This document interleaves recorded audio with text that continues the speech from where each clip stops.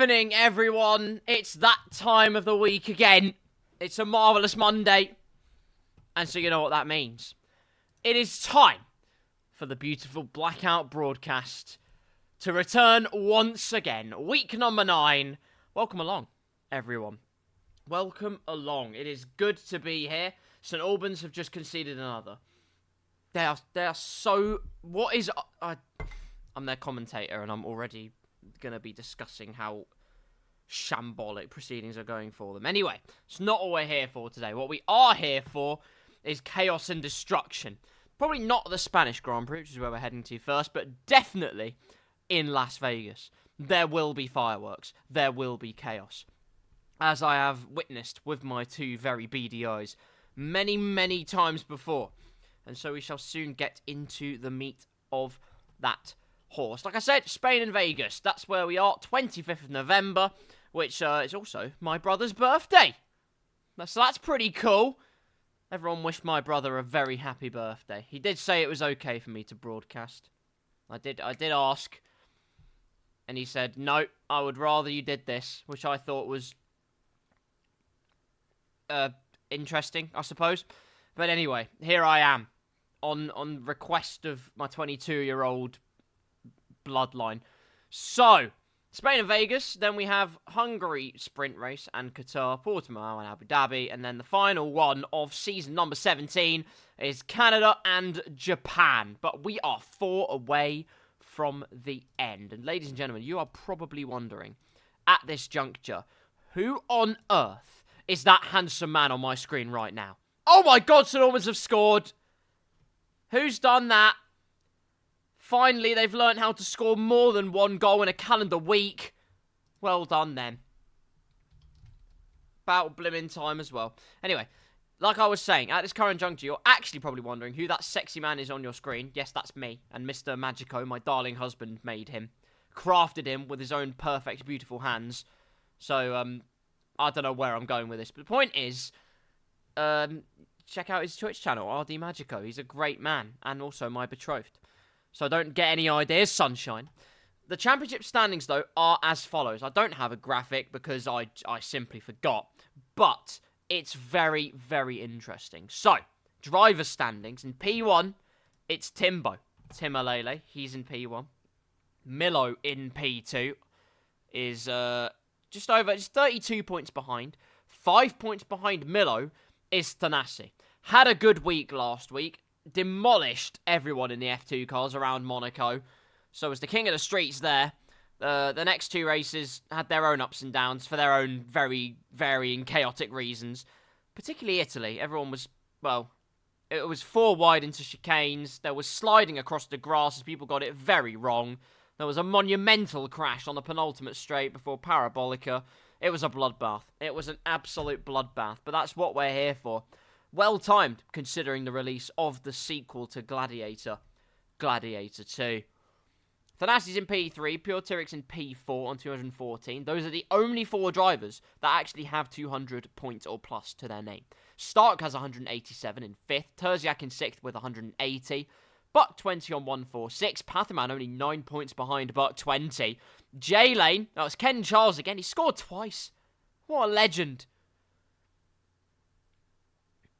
Finally, they've stopped being a shotgun, spraying multiple shots around, and instead have laser-focused like a sniper. About time, too. Big Sam rounds out the top 10, and he's on 104. But J-Lane returns this week.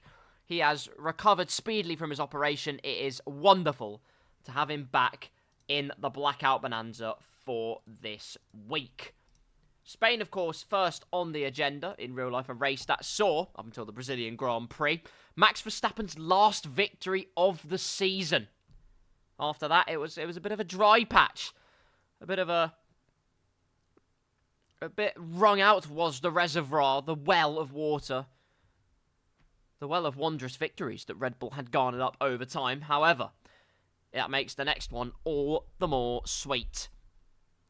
And now, of course, Max Verstappen is a 4 times world champion.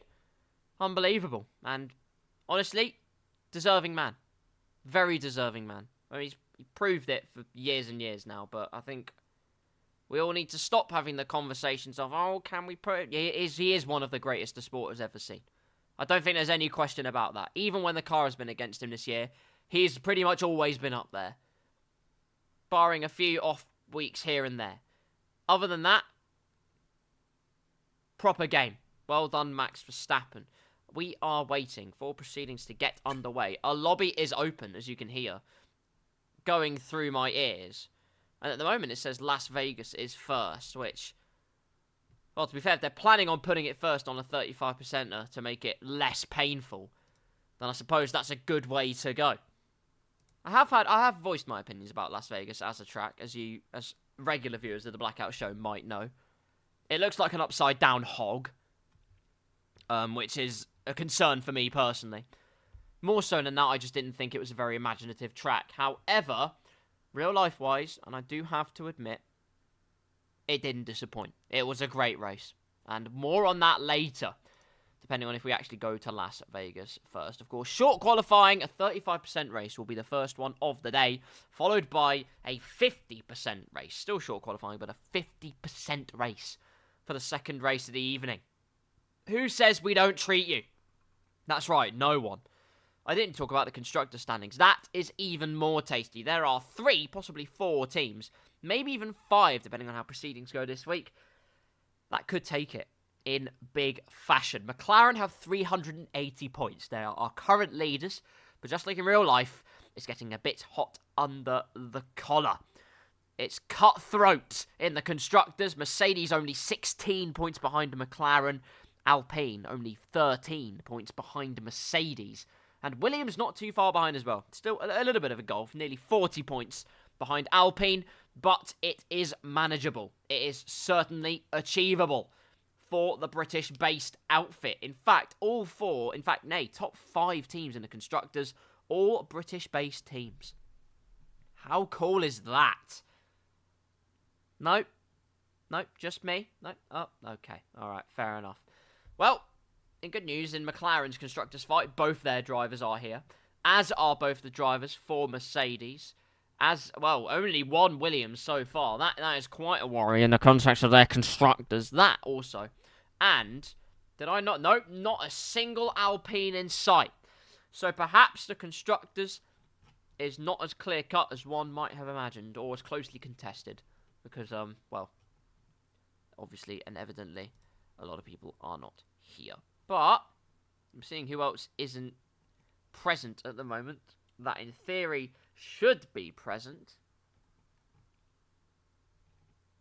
And I'm failing to see who it is. Who that? I can't read. That's Jamie Tarquin's in it, that's fine. Gonna expose live on air who isn't here. Oh, it was Stark. Never mind. Well, there you go. It turns out we are going to the Spanish Grand Prix first. So, fasten your seatbelts, because it is going to be a cream cracker. And by that, slightly dry, it requires moistness. Might crack around the edges if things go wrong.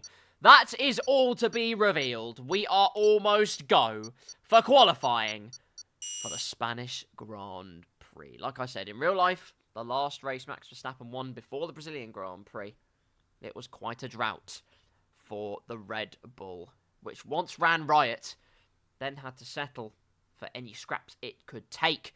There was also a podium for Lando Norris, who was in hot pursuit once again, but couldn't get it done, and for Sir Lewis Hamilton, because George Russell, for once, had his strategy shagged.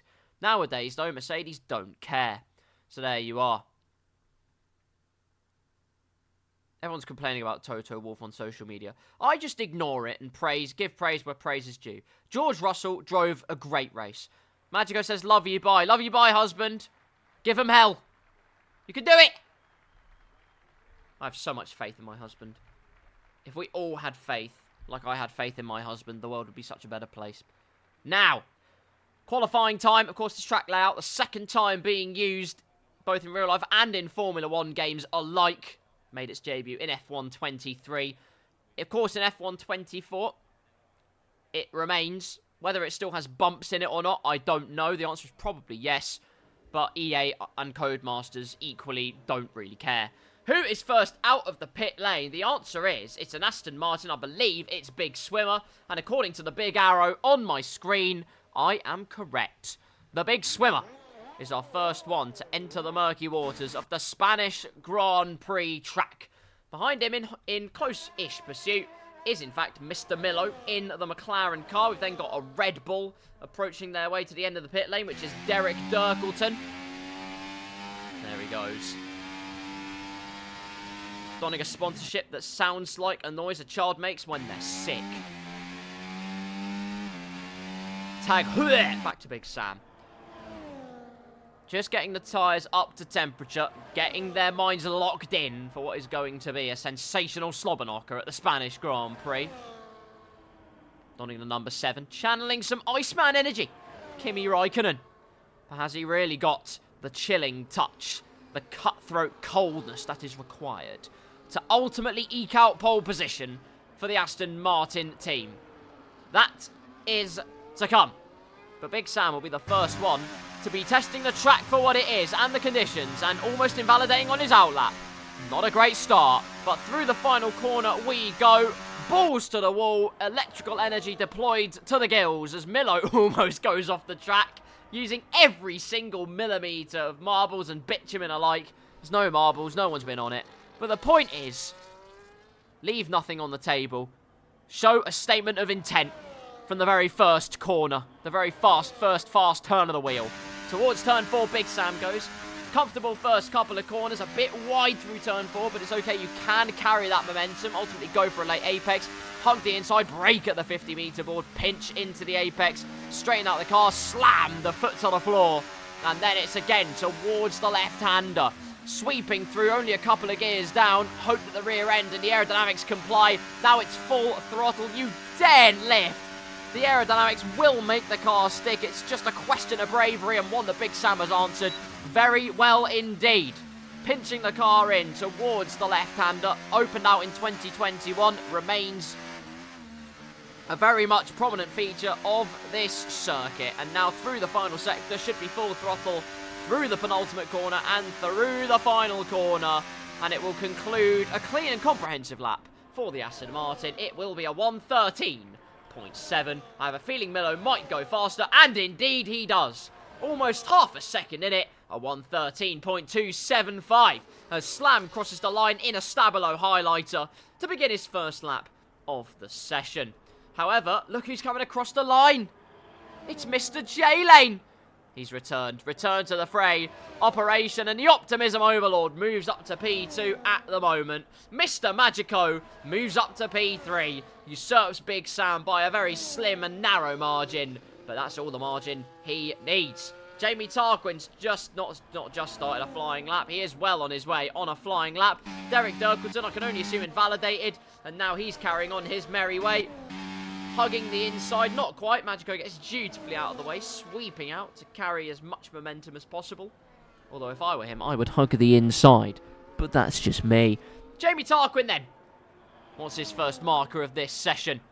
Thanassi set at 1:13.6. I can assume that's race running. Jamie Tarquin across the line. That's at 1:14.6. And he's used absolutely no battery. But 20 has used absolutely every single inch of bitumen here at the Spanish Grand Prix in Barcelona. 1:13.0, almost breaching the 1:12 barricade. Can Slam be the first across the line for Kick Sauber? No, he is not, but he is very, very close to the front row. Only a few hundredths away. A very nice lap to start off proceedings for the Kick Sauber. Vulcan is definitely not primed and in position to try and breach the barrier. However, Derek Dirkleton certainly is. Across the line will go the Red Bull driver. P4 for Dirkleton. That's a very neat lap from the Red Bull man. Scintillating start to Spanish Grand Prix proceedings. And just behind him, the Scuderia will try and sail into the distance. In the hands of Stark. May the prancing horse gallop and gallivant its way up the field, hugging the inside of turn number 3. Only so much he does of that, though. In the end, sweeps out to hope the aerodynamics will do its thing. Jamie Tarquin across the line. He's used no battery again. I can only assume it's a race run. He's already gone to a 1:13.8, and he's hardly used any battery. Oh, no. Buck 20, however, the pole sitter, also deciding but the tyres are the way to go. Big Sam invalidated his lap. He won't be improving anytime soon. Buck 20, on the other hand, pole sitter, has decided another lap on that same set of softs might pay dividends. Through the first sector split goes the McLaren, and no purple sector showing. However, it could all be proven on the lap timing screen. Imagine that. Through the hairpin corner, pinch it tight, slam on the power, rear tyres screeching for resuscitation, but they don't need it. Stark's just crossed the line. It was invalidated, and it's still invalidated. However, he's using no battery either, so that's probably a sign of things to come. Thanassi's already on a 1:13.4. He goes fastest on a 1 minute 12.8981. There's the answer to the query. The first driver to breach into the 1 minute 12s, and the Williams driver. Back to wonderfully winning on a consistent basis over the past couple of weeks, and looking for that same proper purchase here at the Spanish Grand Prix, but not before Buck 20 claims back his pole position. He decides, you haven't properly mortgaged that, I'm going to reimburse it. 1:12.803. Make that 2 drivers to firmly breach the barricade. Jamie Tarquin also very close to doing so after properly assassinating the Energizer Bunny. A 1:13.0. Only half a tenth in it between the 1 minute 12 barrier and intergalactic freedom for Jamie Tarquin. Not that he is being held captive, I just thought it would be quite interesting. J-Lane, across the line he goes. 3 seconds down, but now pushing like hell, and Dirkleton's already retired. What? But why? Still 10 minutes to go! Dirkleton just completing side quests, that's what it is. J-Lane hugging the inside. Maybe hugging the inside isn't the fastest line. I wouldn't know. I haven't driven it. Terziak across the line. We have another new pole sitter, provisionally. 1:12.659. Track evolving all the time. More and more grip presenting itself. And that's only going to exacerbate as this session continues to go on. Jamie Tarquin again crossing the line to carry on his, well, basically his race run program. J-Lane's got across. He's currently half a tenth up on his personal best, would see him very, very close to romping clear of the Red Bull ahead.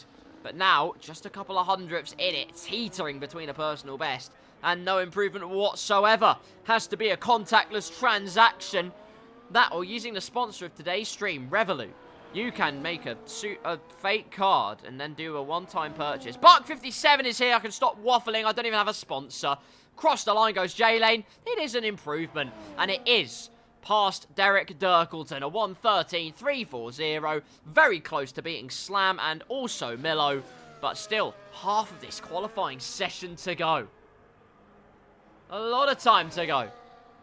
Thanassi still improving on old rubber. Yes, it is invalidated. Don't read too much into it. The point is, it's an improvement. And you can't deny facts.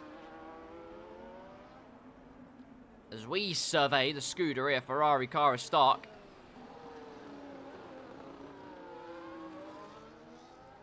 a streak of scarlet red quickly navigates the left and right chicane, getting up on the sausage curve on the outside, doesn't unsettle it too much, and then beg the aerodynamics to do the right thing. Tim Alele starting a lap, by the way. I'm keeping closer attention to him because the last time I didn't do that, well, put it this way, he ended up,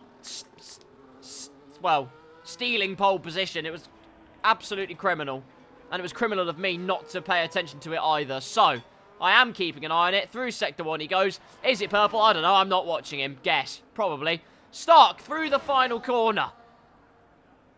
In the Ferrari car, it will not be an improvement. He is not even slightly pushing. But the hope is there. Thanassi through the final corner. Neither is he pushing. His electrical energy flashing to beyond belief. As a McLaren crosses the line of Milo up to P4 and agonisingly close to dipping into the 1:12s as Terziak goes even faster. 3 tenths up goes the Aston Martin driver. Had a woeful week last time out by his standards, so he's looking to make up very much for lost time. So is this man. Been in the garage for the majority of this session.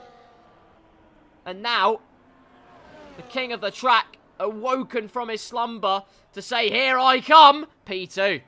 is the first statement from the championship leader. But for a first qualifying lap of the day, mightily impressive. The Mercedes man P2 slams into the 112s. He's up to 4th.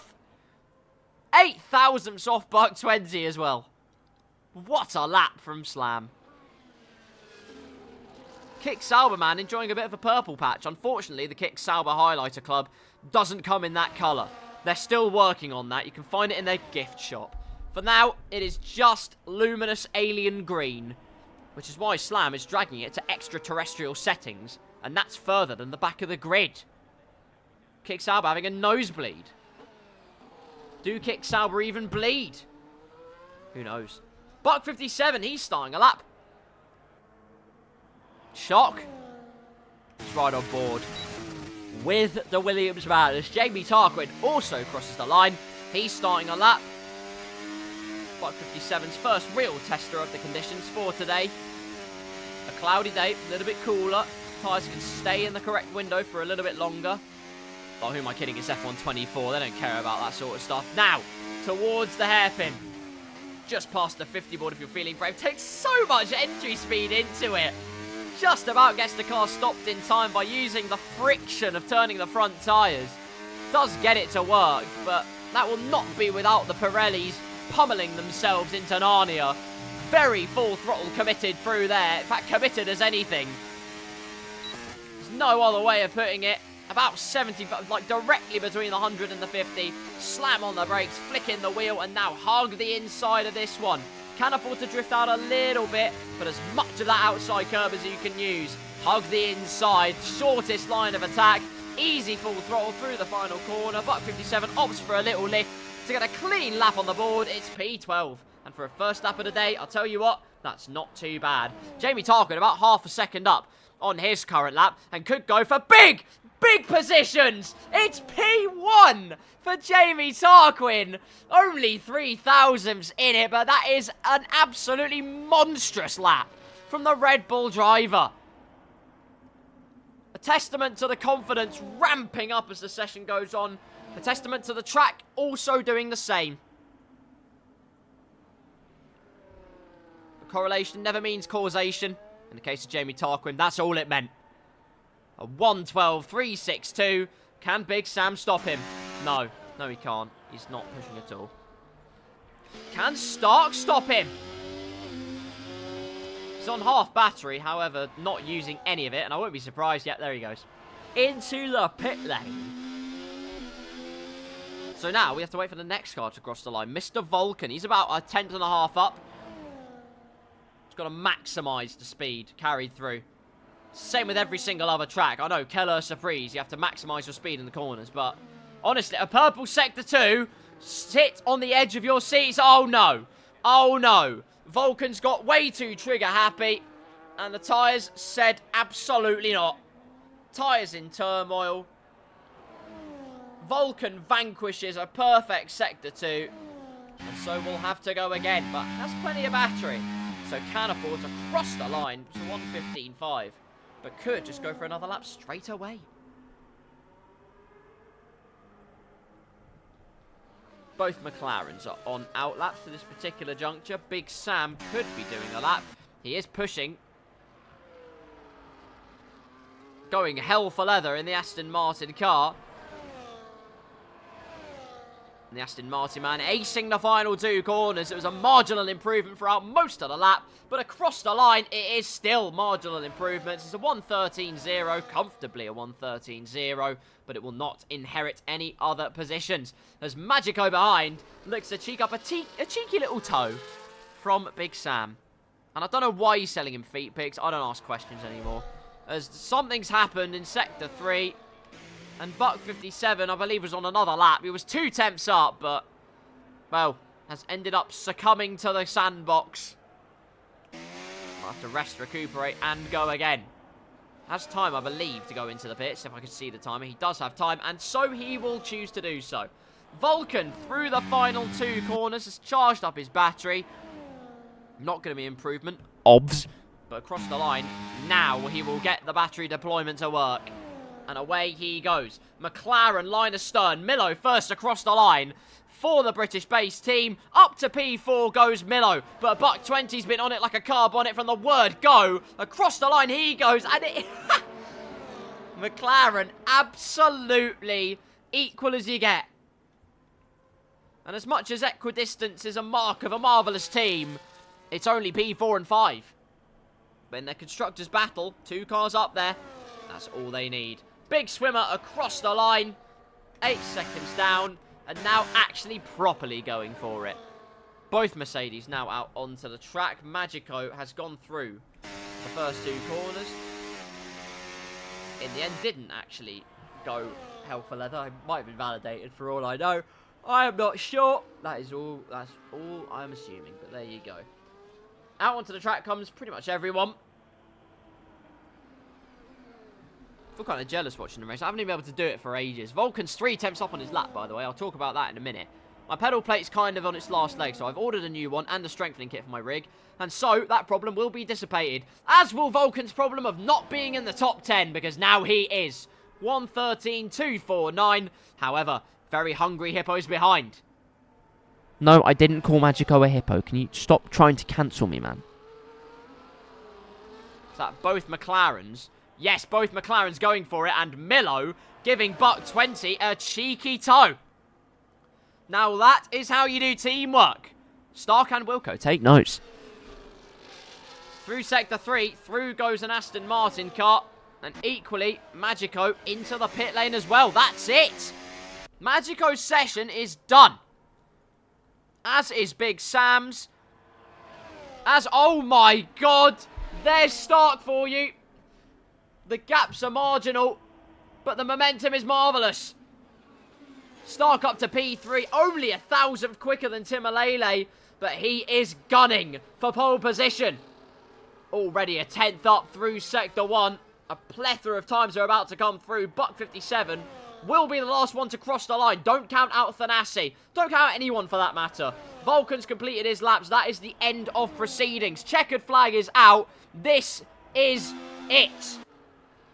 Slam, it is not to be. $1.20. What kind of pace has he got left in his locker? Time to find out. Through the final corner goes the McLaren car. DRS, maximum flappage across the line, up to P3. Goes $1.20. But Timalele will be next. In the Mercedes car, across the line. It's provisional pole for the Mercedes man. But plenty of takers behind. Stark won't be improving, neither will Milo. But there are others that will. Thanasi's one of them. He's pushing. Absolutely pushing it, but it's not going to be an improvement. Red Bull behind. Jamie Tarquin through the final corner. Is it going to be pole for the Red Bull man? It is! Pole position for Jamie Tarquin. Unless Terziak has an answer. No, he doesn't. That will do nicely. $1.57 will cross the line. It's an improvement, but not enough to move up positions. Red Bull run riot in qualifying. Jamie Tarquin, a hair's breadth away from the 1:11 11s, but firmly stamps his authority in pole position.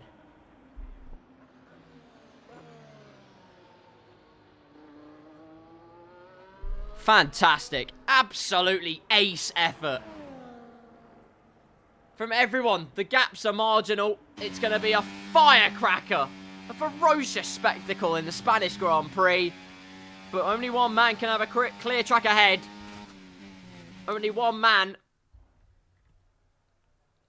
can start as the Super Saturday. And the winner of that Super Saturday, Mr. Jamie Tarquin. Timalele P2, Terziak P3. $1.20 P4, Stark in P5, Milo 6th, Slam in 7th, Thanasi only able to muster up 8th in the end. Big Sam 9th, Vulcan in 10th with J-Lane, Dirkleton, $1.57. And Mr. Marvellous Magico in P14. I'm not biased, I'm just married. Don't at me. I, again, do have to mark this with a slight disclaimer. I do apologise if my voice sounds, again, a little bit neutered. I'm running into, like, 6 colds a week. I'm pretty sure that's a world record. Not that my nervous system cares, but Anywho, swings and roundabouts. But who will dare to swing the hardest in Spain? Who will have the ace up their sleeve? Look at the Paddock Club. They're going mild. Where is everyone? The disrespect. This is the best racing league in the entire world. And you're telling me that you didn't want to come out to watch it? Disgraceful. Well, you know what? At least it's not like the other guy the other week who had his back on the racing and just ended up cheering to no end. That was just weird. Don't know what was up with him. Spanish Grand Prix, 35%. You can imagine it's a one-stop race. However, safety cars will play a part. They definitely played a part last week. They were a common occurrence, in fact.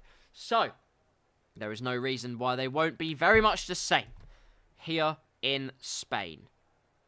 Who will conquer the Circuit de Catalunya today? Will it be pole sitter Jamie Tarquin? Will it be championship leader Tim Alele? Will someone else spring a surprise? Who will have the pure pace? Soon we will find out. 5 red lights in Spain.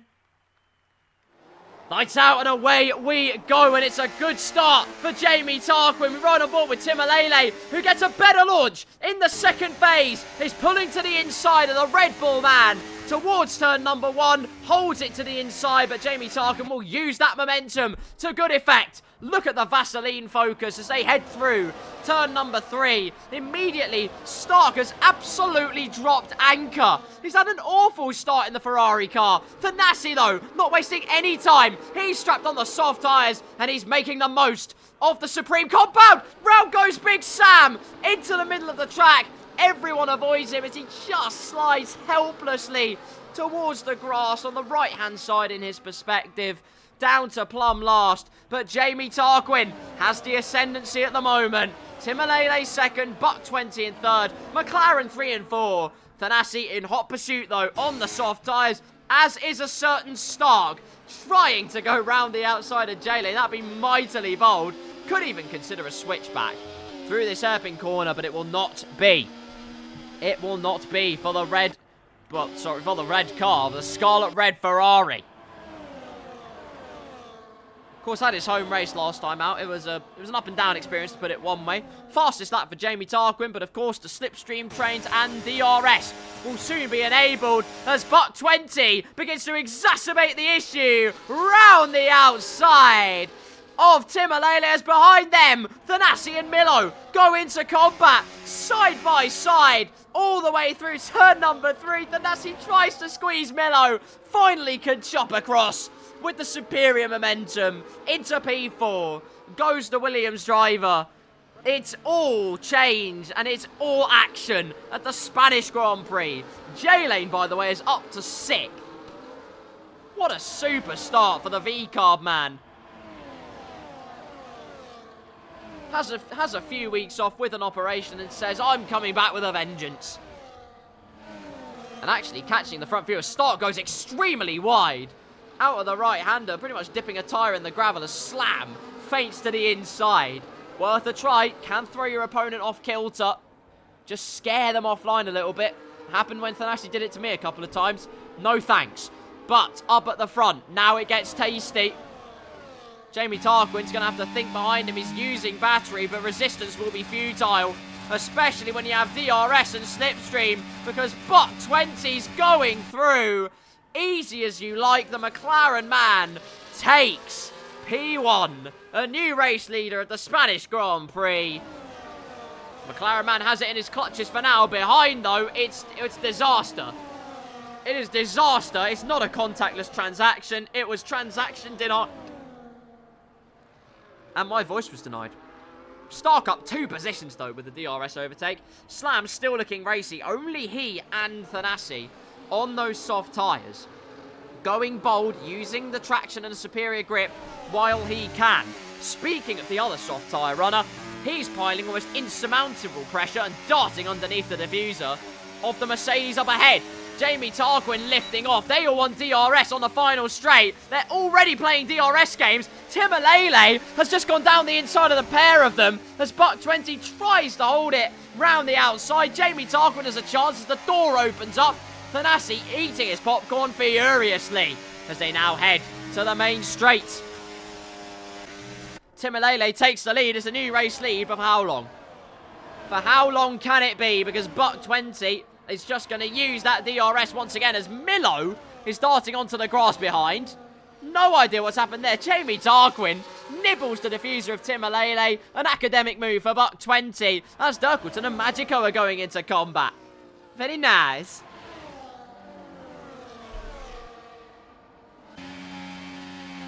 I need to actually take it a bit easier. My voice is in cold mode. Magico looking to pile on the pressure on the Red Bull driver. Oh no! Slam's off! Slam's had a big spin round. I'm not sure if there was contact. Looks like the front wing's still there. But based on his trajectory, there might have been some seriously, well, sinister goings on for P6. Into the sandbox went the kick Sauber. Luckily prizes himself out of it, but not without a lot of egg on face and sliding a big snap of oversteer. As Stanasi is going around the outside of Timalele, has the inside line for the right-hander. The outside will yield superior momentum, and Slam is absolutely loathing his situation now. Tyres are absolutely trounced. Thanasi does make it up into P2 with a bit of robustness and a bit of elbows out stuff from the Williams man. But the wondrous Williams is looking for even greener pastures. Not before Timalele tries to do a Sebastian Vettel. Almost goes on the grass, but not to be. Thanasi, the race leader. Tim up to P2, and now it's side by side between Jamie Tarquin and Buck 20 through turn number 3 as they make their way to turn number 4. And it's something that Pepe would be proud of. Or maybe his jeans would be proud of. That's just... Oh, dear Jesus Lord. Buck 20 still having a go round the outside. Extremely racy and trying to run rampant, but the Red Bull man squanders the efforts of the otherwise resurgent McLaren man. McLaren's still up there. This is all they need at this current juncture. The more that they can stay in 4th and 5th, the better in the context of their race. Consistency will be key. But all of this fighting will invite this man into the fray. It's 3-2 between St Albans and Aveley. It's bloody ridiculous. It's 3-2 in the first half. What the hell is going on? The point is, the more that they fight, the more they invite the Ferrari man. And that makes things complicated. Terziak's gone round. He's sliding and snapping about with the oversteer. Almost takes out his own teammate. That got very grisly for a moment. Lots of drivers will be on the blower going, oh, that wasn't very nice. The Flying Scotsman, unfortunately, well, the steam has been extinguished at the moment. They'll be hoping there's plenty of fuel to add to the fire as this race goes on. J-Lane through on Buck 57. These two having a nice scrap. And Magico goes through on Dirkleton for P9. Starting from the bottom, now we're here. Starting from the bottom, and it's P9. But Thanasi actually kept the lead. Despite all of the straight line shenanigans that have been happening this race, the soft tyres clearly doing a job. And Williams being sponsored by Haas's team boss with a cracking bit of pace. Nice sponsor. Through the left-hander they go, on lap number 6. The question is, can Thanasi keep these tyres working? If he does, he can go mediums to the end, will have the tyre compound advantage all the way through. But, look who has joined the party, albeit briefly. Stark is there, and through the detection point, he is there. And he will have some flappage to deploy. Dirkleton's got a 3-second time penalty. He has 6 seconds of time penalties. Must have been an almighty track cut, because I swear he didn't have any up until that point. Either that or I'm like a vampire bat. Thanasi again retains the lead of the race though. Mostly because Tim is actually saving battery and defending from Jamie Tarquin behind. Perhaps at the moment, feeling like the soft tyres will, well, end up shredding themselves. Here on lap number 7. Well over a quarter of the way, pretty much a third of the way through when we get halfway round this lap of the Spanish Grand Prix. We've had quite a few race leaders so far. Ultimately, Thanasi remains in the hot seat for the time being, and it's a very hot seat. It's Spain. It's sweltering. There's many drivers going wide in sympathy. I don't know if that's a warning, but if it isn't, I will cry. Slam into the pit lane. It might well be a retirement. It is. It's a retirement for Slam. And Slam with the sinking feeling. After what was such a promising start to the weekend. A good qualifying session can only do so much. Timalele says again it's time to strike. Uses the battery. Again, doesn't make the move though. I thought almost certainly he would have gone for it. But perhaps feeling like, again, like I say, it's all a psychological game. Will those soft tyres throw themselves off a cliff? The back lot of drivers are coming out of the pit lane, by the way. They have a kick Sauber who doesn't know which way he's going. Terziak's been scared wide as a result. As the kick Sauber of Slam rejoins, albeit in AI form, very dangerously. And so Terziak with nowhere to go other than to an episode of Fear Factor. Big Sam through. Says, I'm a celebrity, get me out of it.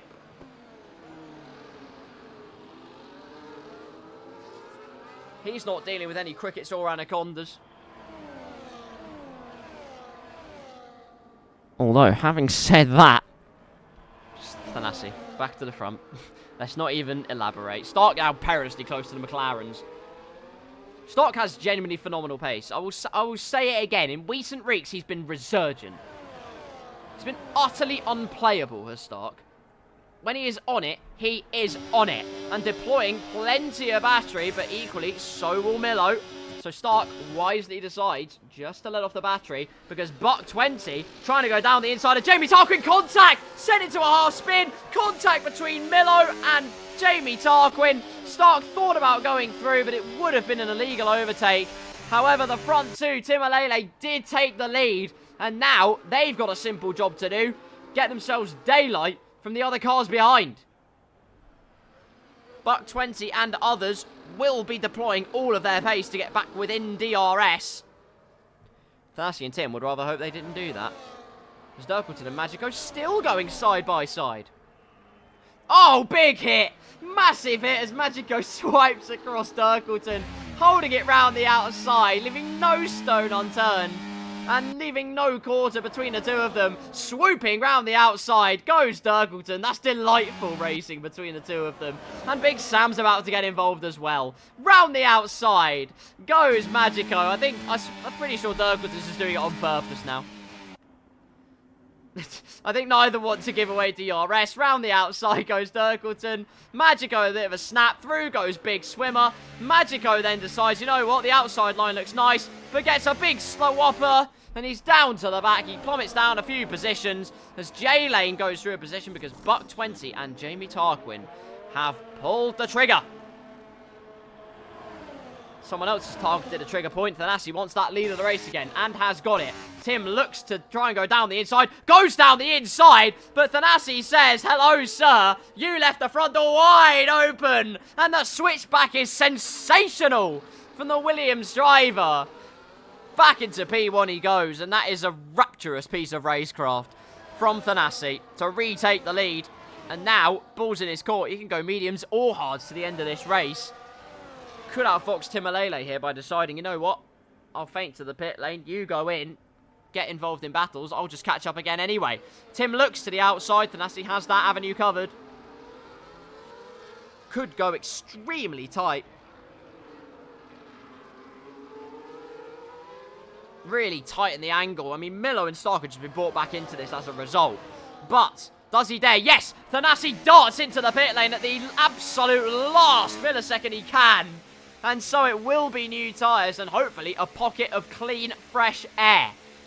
Watching Buck 20 and Jamie Tarquin on the minimap to see what comes on. J-Lane now up to P3. Stark also in.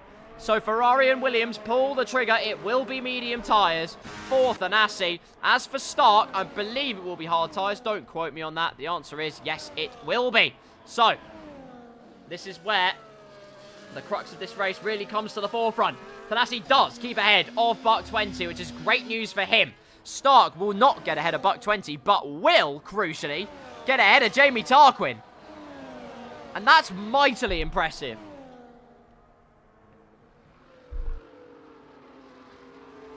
Part one of the job done for the Ferrari faithful. Now there's a McLaren ahead to try and usurp. Thanassi then has to push like hell. Get that undercut gone. I think he knows he's got the pace in this race to do something magical. But he has to be getting a move on. And not get caught up in too many battles up ahead. Timalele and Milo carry on for another lap. So, soft tyres coming out to play. Tim sets the fastest lap of the Grand Prix. He's bided his time, now he's using it to deploy as much pace as possible. Thanasi with a bit of a snap as he tries to get the tyres. Furiously wheel spinning out of the final corner. There will be some DRS, devotion and deployment from the Williams driver. Will deploy every single morsel of electrical energy. Look at the overspeed of the Williams driver. One car past, make that two into turn number 1. It's a double DRS move from Thanasi in the Williams. And what could also be his golden ticket into fastest lap territory. Purple sector 1, convincingly. No surprise there. Using those new mediums to good effect.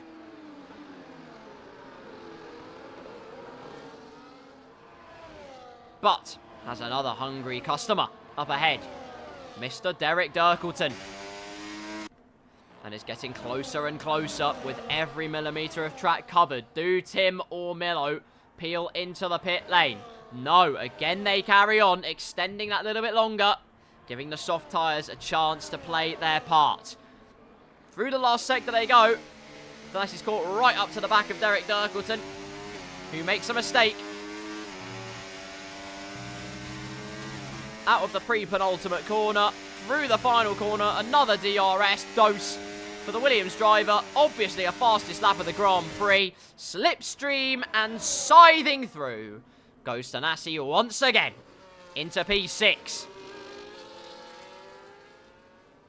Stark, meanwhile, up to P9, past Magico. As Magico has a big snap in the background. Might have been a bit rough and toughing with my husband. How dare you? Slam says rear wing damage kill. Oh no. Oh dear. I thought Codemasters did. Oh wait. No, they don't care about visual rear wing damage because, you know, teams cry about, oh, my car's damaged. It gets damaged in real life. I get it. It's not a good look, but it's a game. Why you have to be mad? Thanasi now meets an old adversary. Mr. Terziak. Runner-up in Season 15 of Blackout. Purple Sector 2 for the Williams driver. I wonder who the championship winner was in season 15. No guesses? Oh, I don't know. Just putting it out there. I was wondering if anyone knew. DRS again for the Williams driver. Has actually judged this to absolute perfection. As Milo comes into the pit lane. Timalele stays out for one more lap. Thanasi just ticking down the fastest laps. It's like Lewis in Las Vegas. Fastest lap after fastest lap. Thanasi ascends to P3 on the road. Where does Milo come out in the midst of all of this battling? Ahead of Jamie Tarquin. That's the answer to that question. Not entirely sure where Jamie Tarquin's pace has gone. Might have been mistakes, because he definitely wasn't 3 seconds down before. Magico also into the pit lane, by the way. He has made the switch onto the soft compound tyre. So both Mercedes with the same kind of strap. As one Williams relentlessly charging towards the front, one Mercedes has a decision to make. Is now the time to pull the pit lane trigger? The answer is yes. Timalele into the pit lane. What I can only assume to be a set of the soft compound tyres. And yes, it is. Soft tyres for the Mercedes, man. Out of the pit lane he goes. Where is Thanasi on the road in the midst of all this? The answer is... there he goes, on the right of your screen. The Williams driver takes the lead of the race. Question is, where are Stark and the Light? The answer is they're battling down the main straight. Timalele would do very well to keep ahead of them. Actually crosses the white line on the exits. No, I'm kidding. I think it was past it. I'm just putting conspiracy. McLaren 5th and 6th. Timalele, mercifully in the cause of his race, has managed to keep ahead of the battling McLaren duo and the Ferrari. So, now the attention turns to the lead of the race. 4 seconds the gap to Thanasi. With 8 laps to go. Of course, those soft tyres will have overwhelming pace. But remember, tyre wear could play its part. Has also got, remember, a 4-lap offset, as well as having the softer compound. So, ball is in a Mercedes man's court, very much so. Will have DRS on the Aston Martin driver. Has to be careful not to get too close. As Mr. Terziak will go through the final corner. Will just hold Timalele up a little bit more than he otherwise would have wanted. That's not what he needed. But DRS nonetheless. Milo goes fastest lap of the Grand Prix on the soft compound tyres at 1:14.0. And now it will be Timalele's turn to take that from him. Surely, you would think it would be. However, you never quite know. We shall soon find out.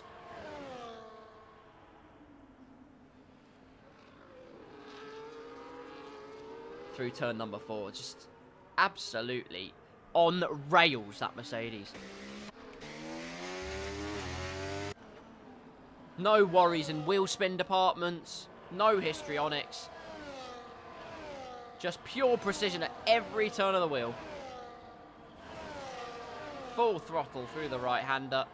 Couple of hundredths gained once again. Every hundredth will add up for this man. Meanwhile, while all of that's happening, Milo is catching Terziak, who hasn't pit yet, possibly trying to hold out for a safety car on the hard tyres. Or maybe he's already pit. No, he hasn't. So he's holding out for a safety car then, which would make things very sprucey indeed. Oh, Dirkelson's had an issue. He's been on the grass. Milo, meanwhile, doesn't have to worry. The 1:13 barrier is breached in race trim. Only 3 attempts gained to Thanasi, though, for Timalele, which is rather interesting and actually losing a bit of time on the straights. Perhaps Thanasi deploying a little bit more just to build up a bit of a gap. Forced him to use more of his battery, and then when he gets to the back of the Williams car, it isn't as much of a procession as he would want it to be. The Flying Scotsman into the pit lane now, and now he certainly will be flying on the soft tyres. He has performed the overcut on his teammate, Big Sam, and so he sets his sights up the road, possibly, for maybe if a Buck or a J-Lane get a bit too close for comfort or other. On board with the V-Carb man. The other one down in P13. This one, though, brewing up the battles.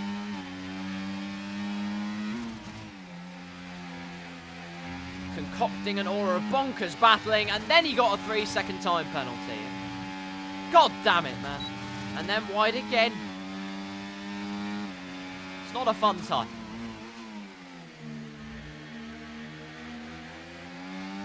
This time Tim scored up a lot more. I will admit he has scored up a lot more. The gap now under 2 seconds between himself and the lead car. He does that again on this lap. Well, it will be DRS for the Williams driver, but only time will tell.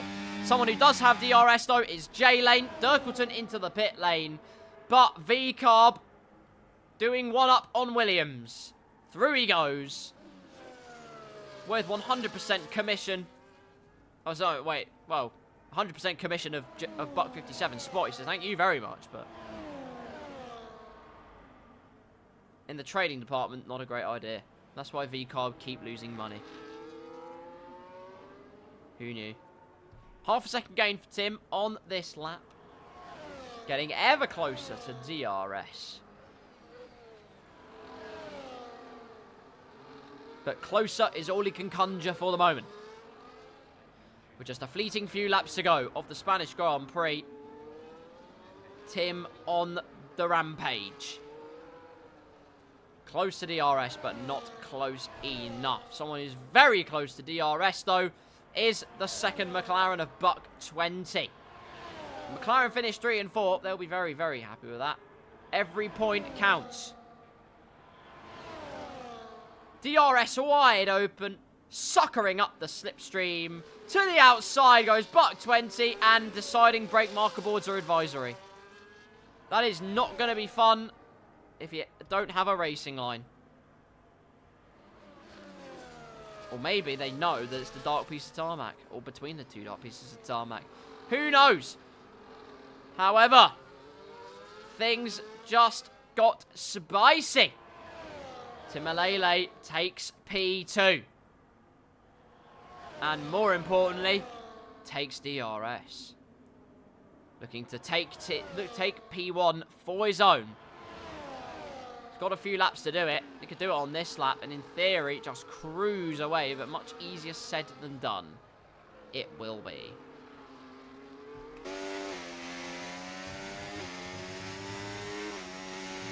Final corner beckons. Then with a flick of the wrist, a snap of the dragon, and an opening of the DRS. Thanasi defending to the inside. He's definitely using battery in that Williams car. Got a huge amount of acceleration and purchase. About a third of the way down the straight, remains in the lead. As of McLaren, this time does get through with ease. Buck 20 through on the inside line of Stark. Now McLaren in a very, very good standing indeed. We have the views.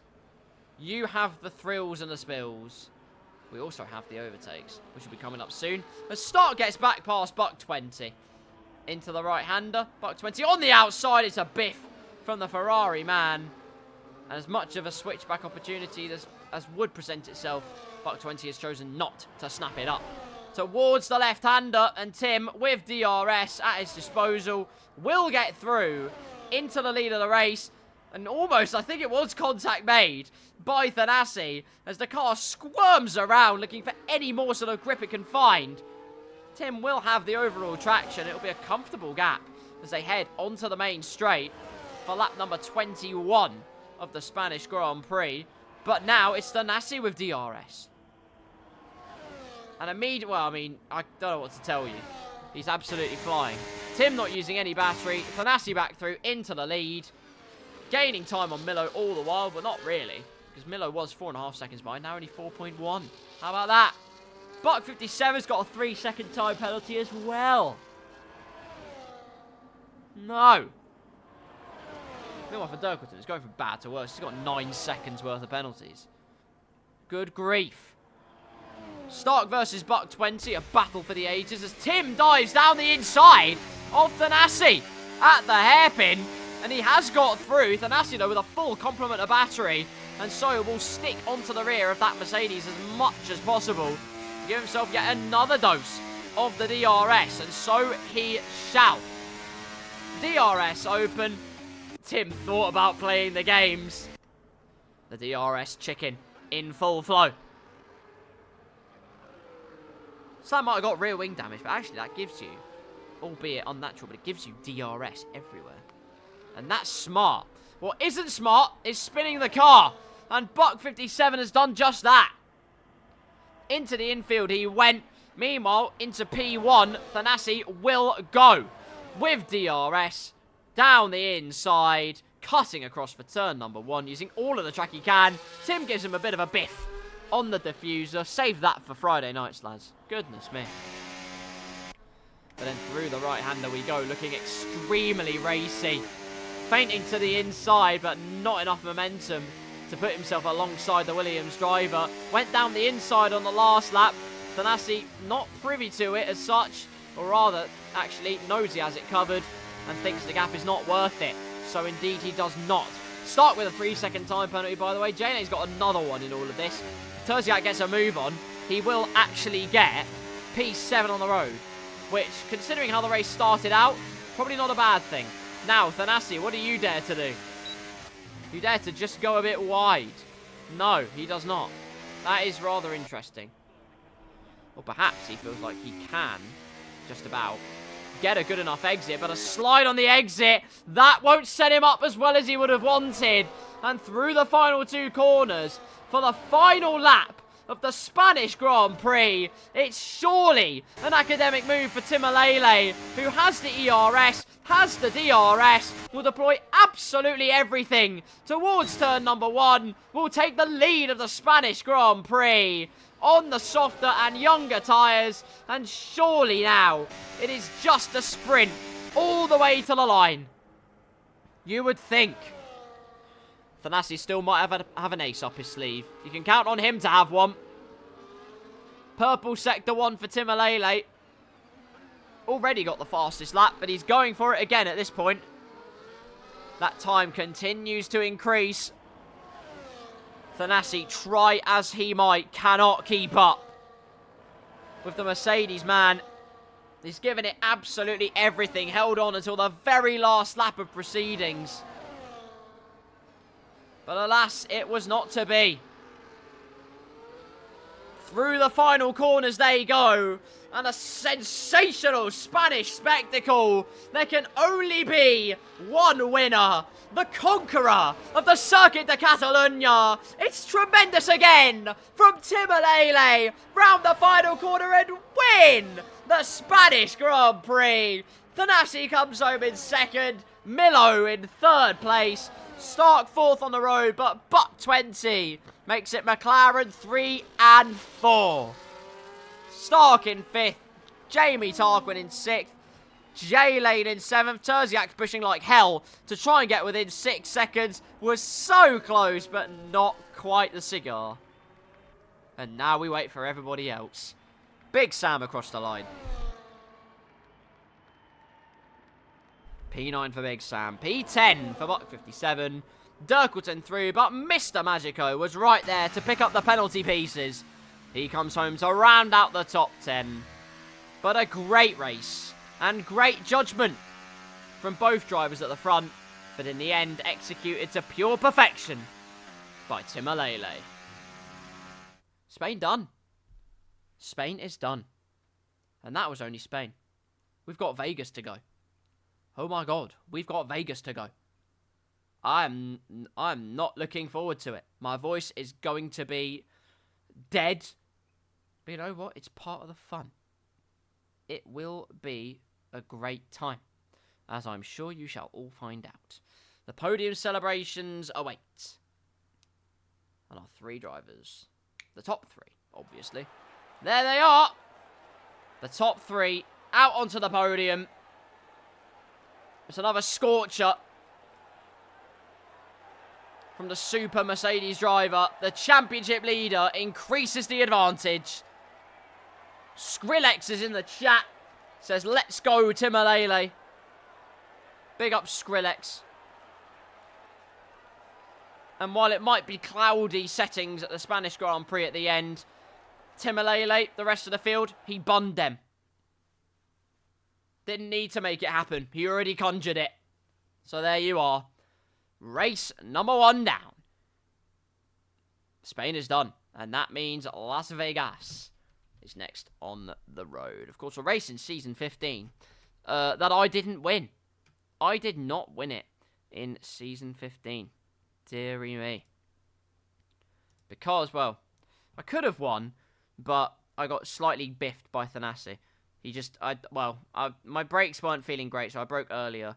Thanasi broke at the point I think he normally brakes at, and ended up clattering into the back of me. Genuinely, that's just a normal braking point. And then he actually, bless him, he actually waited for me. And me and Thanasi worked together. That was a fun time. We worked together, we cut through the field, another safety car came out, we both switched onto softs, and then him and, I think, Dirkleton had a bit of a oopsie. And Magico finished 5th that season. Magico finished 5th. In the grand scheme of things, could have let him finish 4th. I could have done, but I didn't know at the time that I would have been champion. So, there you go. When we're teammates again at some point in the near future, I will return the favour. In one way or another, I will return the favour. Ladies and gentlemen, we have a clip from Big Swimmer. Now, what has Big Swimmer been up to, you might be asking? Let's find out. Turn number 1 awaits us. Slam's had a bit of a moment. Just a little bit of a biff with Terziak. So all is well for the Aston Martin up ahead. And then switching to the inside goes Thanasi. Slam weaving one way and then the other. As J-Lane decides to give a bit of bump drafting almost to the Big Swimmer. Then darts down the inside. Onto the grass. And that is unfortunate. That is very unfortunate. We just lost traction. I must be on the grass. Oh, yeah, rear wheel on the grass. Or did he get hit? I'm watching this now. I'm watching this very carefully. No, rear wheel on the grass. Well, in that regard, this game's realistic. That's about it. It's the only realistic thing in this game. No, No, okay, there's quite a lot. Regulations-wise, it's realistic. I'll say that much. Anyway, enough about F124. Hi, J-Lane! Good to see you back, my friend. Welcome back. I'm glad that you're doing well. It's good to have you back racing on the grid. And what a week you've joined. Spain and now Vegas. Which could be a bit of a bloodbath. 25 laps of the Las Vegas track. Of course, not the first Las Vegas Grand Prix in F1 history. That moniker belongs in the 1980s. 1981 and 1982, there was a Las Vegas Grand Prix. And, well, in their infinite wisdom, Las Vegas decided, no, we're not going to make a thoroughbred track or something like that. Or you could do it as a street circuit. You know, you have the likes of, I don't know, I don't know if Long Beach even existed back then. Detroit, Detroit was after, I think.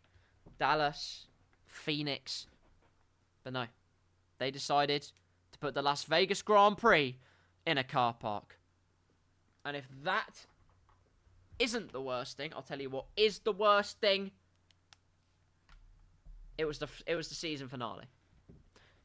Nelson Piquet won his first World Championship in a car park.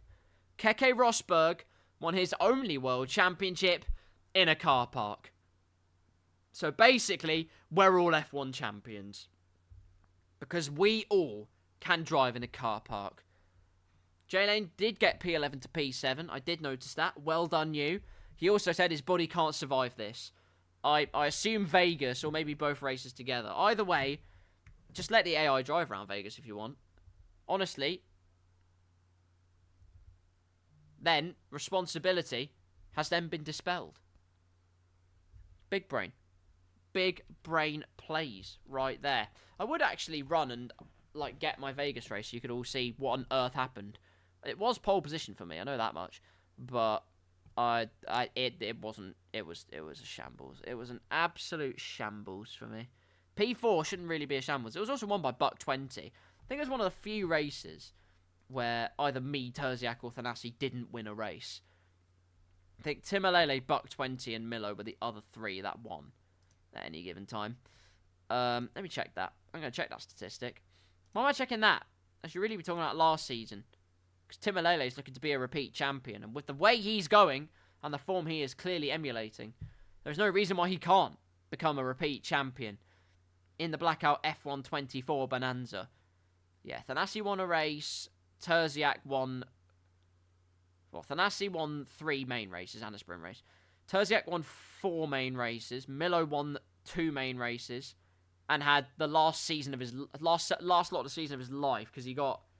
From Japan to Qatar, he finished no lower than 3rd. Only won 3rd place, which was in Singapore. The rest of the time, he won one of them and got 2nd everywhere else.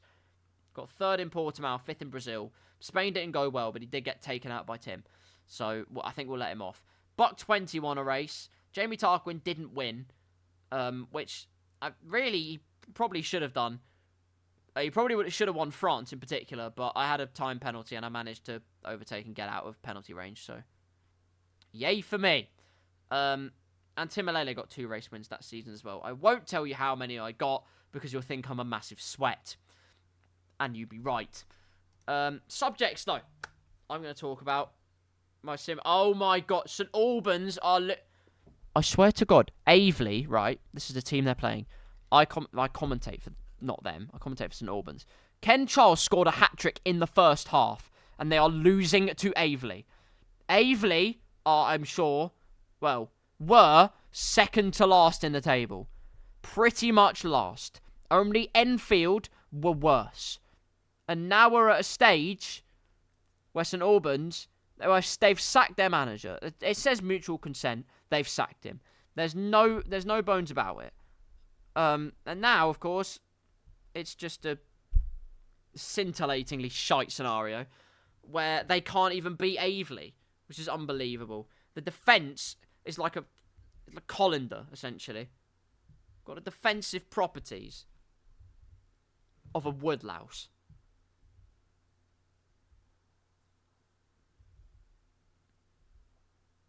And having seen many people test it for themselves, I would know a woodlouse doesn't have great defensive properties. Cower. Great. Thanks, Aveley. You've ruined my day as a commentator. You haven't. You can't beat Blackout. Blackout's on top. I was going to talk about... I haven't raced in ages and ages, and I've only played F1 24 on a controller. 2 reasons for that. Number 1... Oh, Maximus is joining! Yes! Welcome in, Maximus. Hopefully Slam isn't completely leaving, but Maximus is here. One kicks Sauber out, the other one in. Better in than out in this particular instance. That's right, Shrek. Stay out of this one, mate. There's 2 reasons, like I say. I've been using a controller mostly for F1 24 and why I haven't been driving much at all on any racing game. Number 1, because F1 24 is an arcade game and I only play arcade games with a controller. And number 2, because my pedal plate has almost completely sheared off. I'm not even kidding. That's the situation I find. I have a Next Level Racing FGT. And, well, put it this way. I brake quite hard. It's partially down to the pedals I use and partially down to just me slamming my foot through the deck, which doesn't help. But, I mean, Next Level, the FGT now has a reinforcement kit, which you can get. And equally, it is extremely good. But I just didn't get it for whatever reason, which is a really stupid idea. And so the pedal plate took the brunt of all of the beating that my braking force was doing. So it has basically split just over halfway down the actual pedal joining part. There's like 2 brackets on either side that connect to the frame. Those are like split in half. It works fine. I've got my old CSL DED underneath it, which is in the box because it doesn't work currently. But I'm using the box as basically a support for the brake. So on the fleeting few moments that I've driven F1 23, where I haven't lost too much pace, if any pace at all, which is bloody great, and I'm grateful for that. But equally, it's a pain in the backside because the box is now braking, and so I was like, well, what do I do? You're thinking probably contact Next Level Racing, say your predicament, and they'll actually send something. And yes, I did eventually do that, and they are sending some over. So thank you, Next Level Racing. I'm not sponsored by Next Level Racing, but you're the GOAT. So thank you. FGT. 400 and whatever it is quid in the UK. And you generally get a cockpit, with the reinforcement kit as well, you get a cockpit that is just supremely sturdy.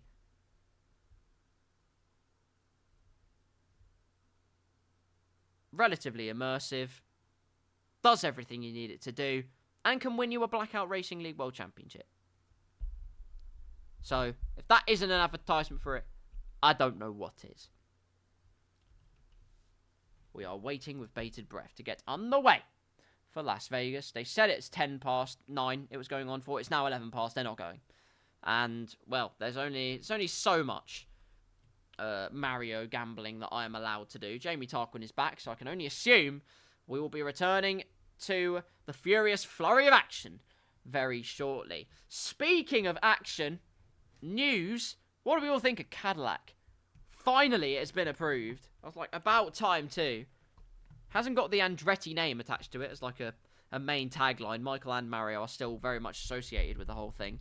But it isn't an Andretti thing. It's just GM and Cadillac that have put their names forward, their hat in the ring. And so, we will have an American team alongside Haas. Some good competition. And there's Tim Alele. Got off his Minecraft session for this race. It's good practice, trust me. You should try Minecraft. It's got slidey physics, especially in a minecart on the ice. It's good practice for F1 24. Cadillac in F1 though. 22 cars will be on the grid once again. For the first time since 2016. First time since 2016. When at the end of that year, it was Manor, who did have Pascal Wehrlein, and, in his rookie year, Esteban Ocon, at the end of the season, running in their ranks. The irony of it being that actually Felipe Nasr had a deal to go and drive for Manor. However, the point he scored for Sauber, I think it was in Brazil actually bankrupted Manor and he didn't get a drive for that season. So, you know, you win some, you lose some, but it's just incredibly unfortunate. Right, here we are, ladies and gentlemen. Fasten your seatbelts, because it is time for Las Vegas. There were 15 in the lobby, and now there's only 14. I'm really confused as to why. There are still 2 Kick Saubers, 2 Mercedes, 2 Aston Martins, 2 V-Carbs, etc., etc., etc. Magico says, time to die and go to bed. But, you never know. 2 years ago, I think J-Lane's game might have done an oopsie. Anyway, like I said, Magico. A couple of seasons ago, remember? You got 5th place. You got a top 5 here. In what was a chaotic contest, but an encounter that saw excellent rewards. So don't ever count yourself out. Especially around a track like this. Anything can happen. Memorable Blackout moments for me. Well, it's quite a few actually. Buck 20 taking a win in season 15. The crowd's in full force here in Las Vegas. It's time to get proceedings underway. And let's see who will go out of the pit lane first. I put it to you. I think I already know who it might be. Let's keep an eye out, shall we? We survey the pit lane under the floodlights of the Vegas circuit. Low grip track, cold conditions. Really a rather unique track in that sense. One that Mercedes in real life excelled at. They've always excelled in the cold conditions, in the colder conditions rather.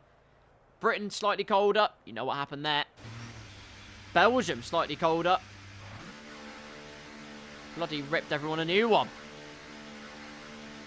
And then George Russell got disqualified. And then in Vegas, where it was really cold, Mercedes were on a different planet. Hamilton was seasoning the rest of the grid with fastest laps for fun. And Toto Wolff is becoming insufferable. So F1 Twitter tells me. Not that I ever interact with it, I just know that they like to run their mouth. Oh my god, it's 5-3! St Albans! St Albans, you stupid yellow and navy cloth!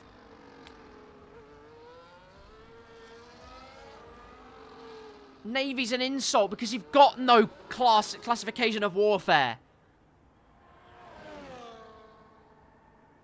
Fire ants have more sting than you. Scorpions are more venomous than you are. Not the animal, the rock band. Bloody hell. Anyway, I predicted correctly. Big Sam was the first out onto the track. He's already entering the Las Vegas Strip. Nyom. A track that Kimi Räikkönen never got to enjoy. Or critique. He probably would hate this track, actually. I'm not going to lie. Who knows? Once you get down to about 220 miles an hour, you then have to really stamp on the brake pedal. Get the car stopped in time. Oh no. Millo's, oh no. Disconnect issues for Millo. Millo will be starting at the back of the grid for Vegas. That's not good. Big Sam, however, only has his eyes focused forwards. Takes a sweeping run through the first 2 corners. Hold on as much throttle as you dare. Sweeping through. It's a comfortable line for the Aston Martin, and then plant on the ERS. Brake at 100 metres. Use the big curbs if you want to. A bit wide from Big Sam. Plenty of time on the table, but that means plenty of confidence to ramp up as the session goes on. Purple Sector 1. Any guesses for where you brake there? I have no idea. Let's find out if we go on board with the Ferrari of Stark. Because I believe there are brake marker boards. Yes, there are, which means it's not impossible to know where you are braking. Good stuff. Back to Big Sam.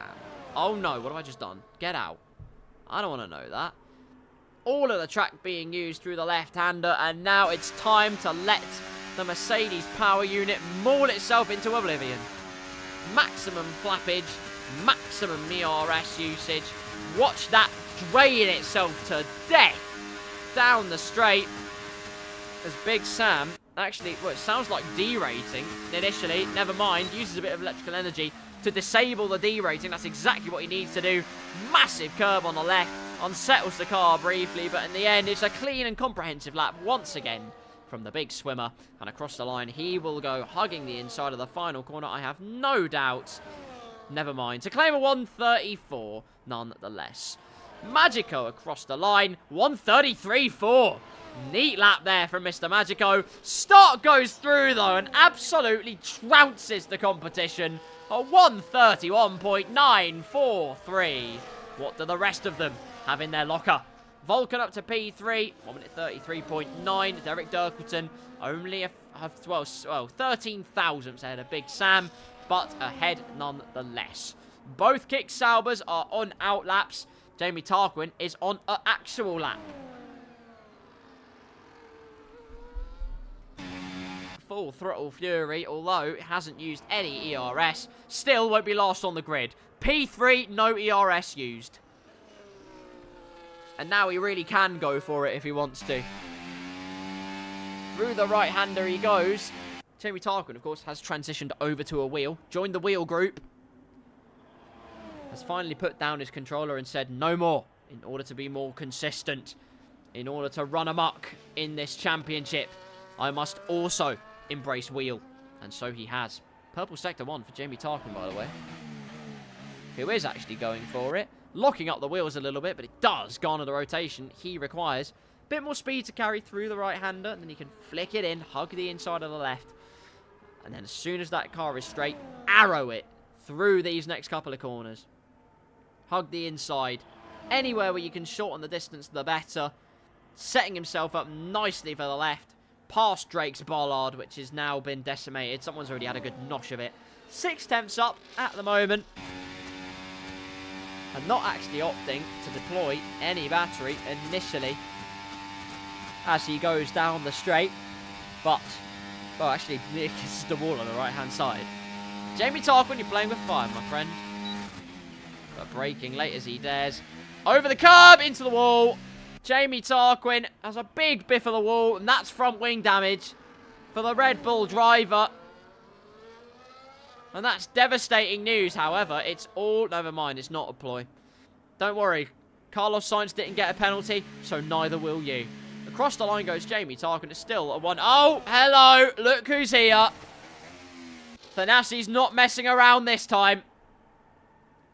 Will do his race runs and simulations, but not before taking provisional pole. Slam across the line. He's P4. Big Sam up to P3 with his second lap of the day. Terziak on an out lap. Got Buck 57 exiting the final sector. There's Big Swimmer. He's charged up all of his battery. What is Stark up to? Not got a lot of battery to play with. That's the Ferrari man. Putting everything on a line. All cards on the table. All hands on deck. Nothing boat-like about this Ferrari man, though. He's absolutely flying. But doesn't opt to complete the lap. It will be across the line and still a time good enough to only be a second off the back of the pack currently.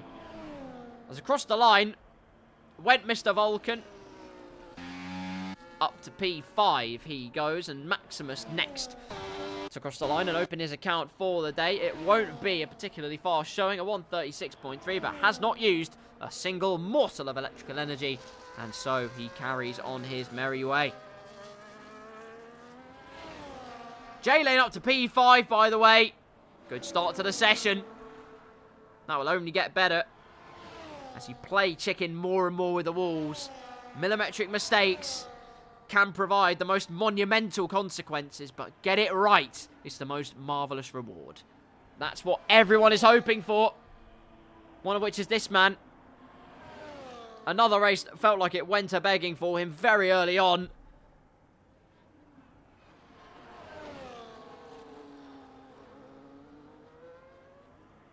Looking to let himself into the limelight in Las Vegas. Hug the inside. P3 on the road for Terziak. A good start for the Aston Martin boys. P3 and 4 so far. Very nicely done. But of course now we have Buck 20 on the move. Through the left-hander. Plenty of track still to use. And actually got a Williams behind him.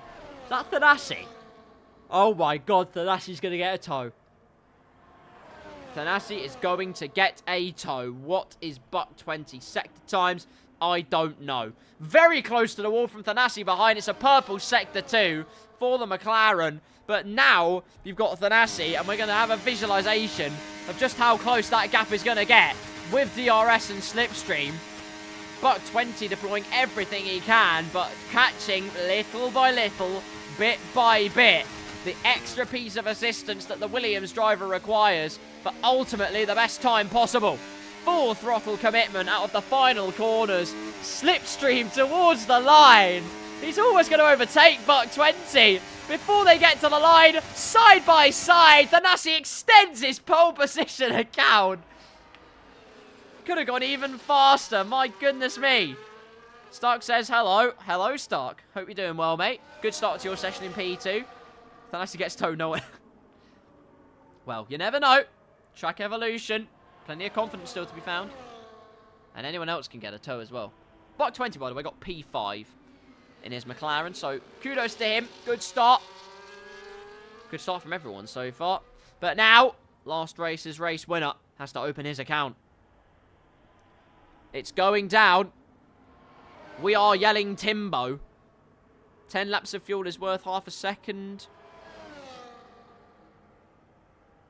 Yeah, why not? I'm no professionalist, but it might well be. Purple sector 2 for Timalele. Hasn't got the extra assistance of Slipstream to add to his dose of DRS. An excess of ERS. But he will keep pushing on nonetheless. Stark said, tell me it is. It is. It's worth half a second. It's absolutely worth half a second. No question about it. Through the final few corners goes Timalele. Stark claims if Thanasi gets a tow, no one else is getting pole. Timalele could put that fairy tale to rest. Through the final corner, it is provisional pole for Timalele by just under 0.2 of a second. So, the Slipstream and the tow, not all it's cracked up to be. Thanasi, of course, on the older tyres. So it's not all set in stone early doors, but equally a good showing nonetheless. Terziak, 0.4 up on his time. And pushing right to the very end. On some slightly older tyres. Those are the tyres they did their best laps on. Dirkleton did it on mediums. Terziak goes up to P2. He didn't have a tow either. 131.492. And so the times keep a-tumbling. Stark, meanwhile, says pole or DNF incoming. Hopefully the former. So then it's a happy time for the Ferrari man. Kick Saubers are out on the road once again. Maximus significantly further up the road. However, there's a reason why it's all gone to pot, because he's got half a nose. Voldemort's still not a happy man, but equally he is becoming part of the dark side. J-Lane is on a lap, does have a full complement. No, he doesn't. He has some complement of front wing, but going through the final few corners, little kiss with Barrier. He's getting jiggy with it.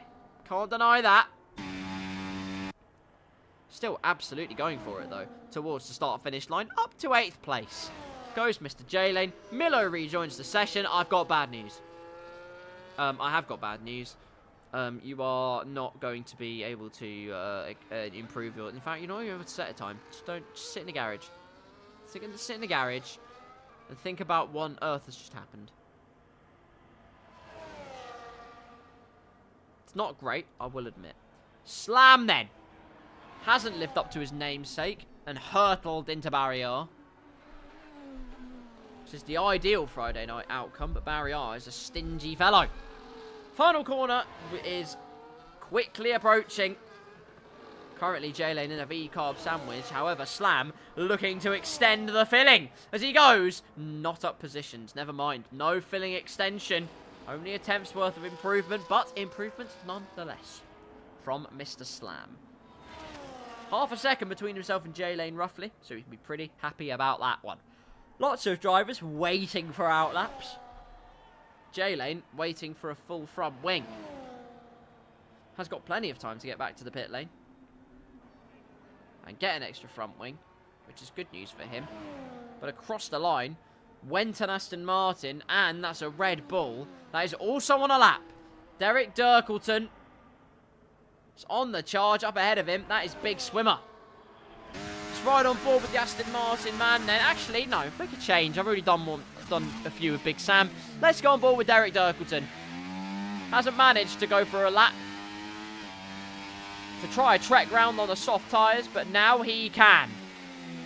Correction, there he goes. But still on he will push. Enjoy the lap, ladies and gentlemen.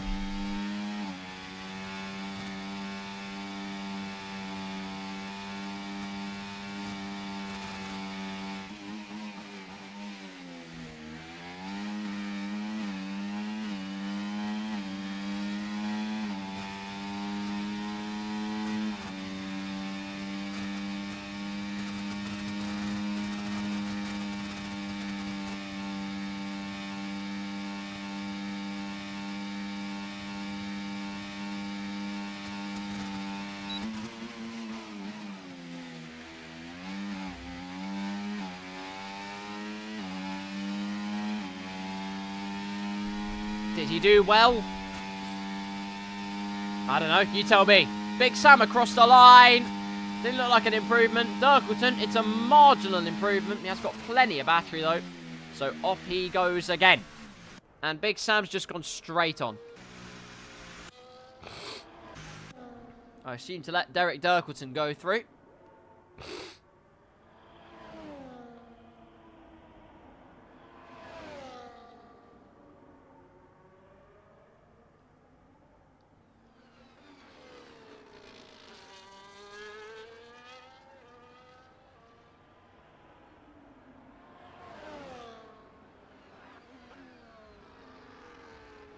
Plenty of drivers on out laps now then. The times will come a-tumbling.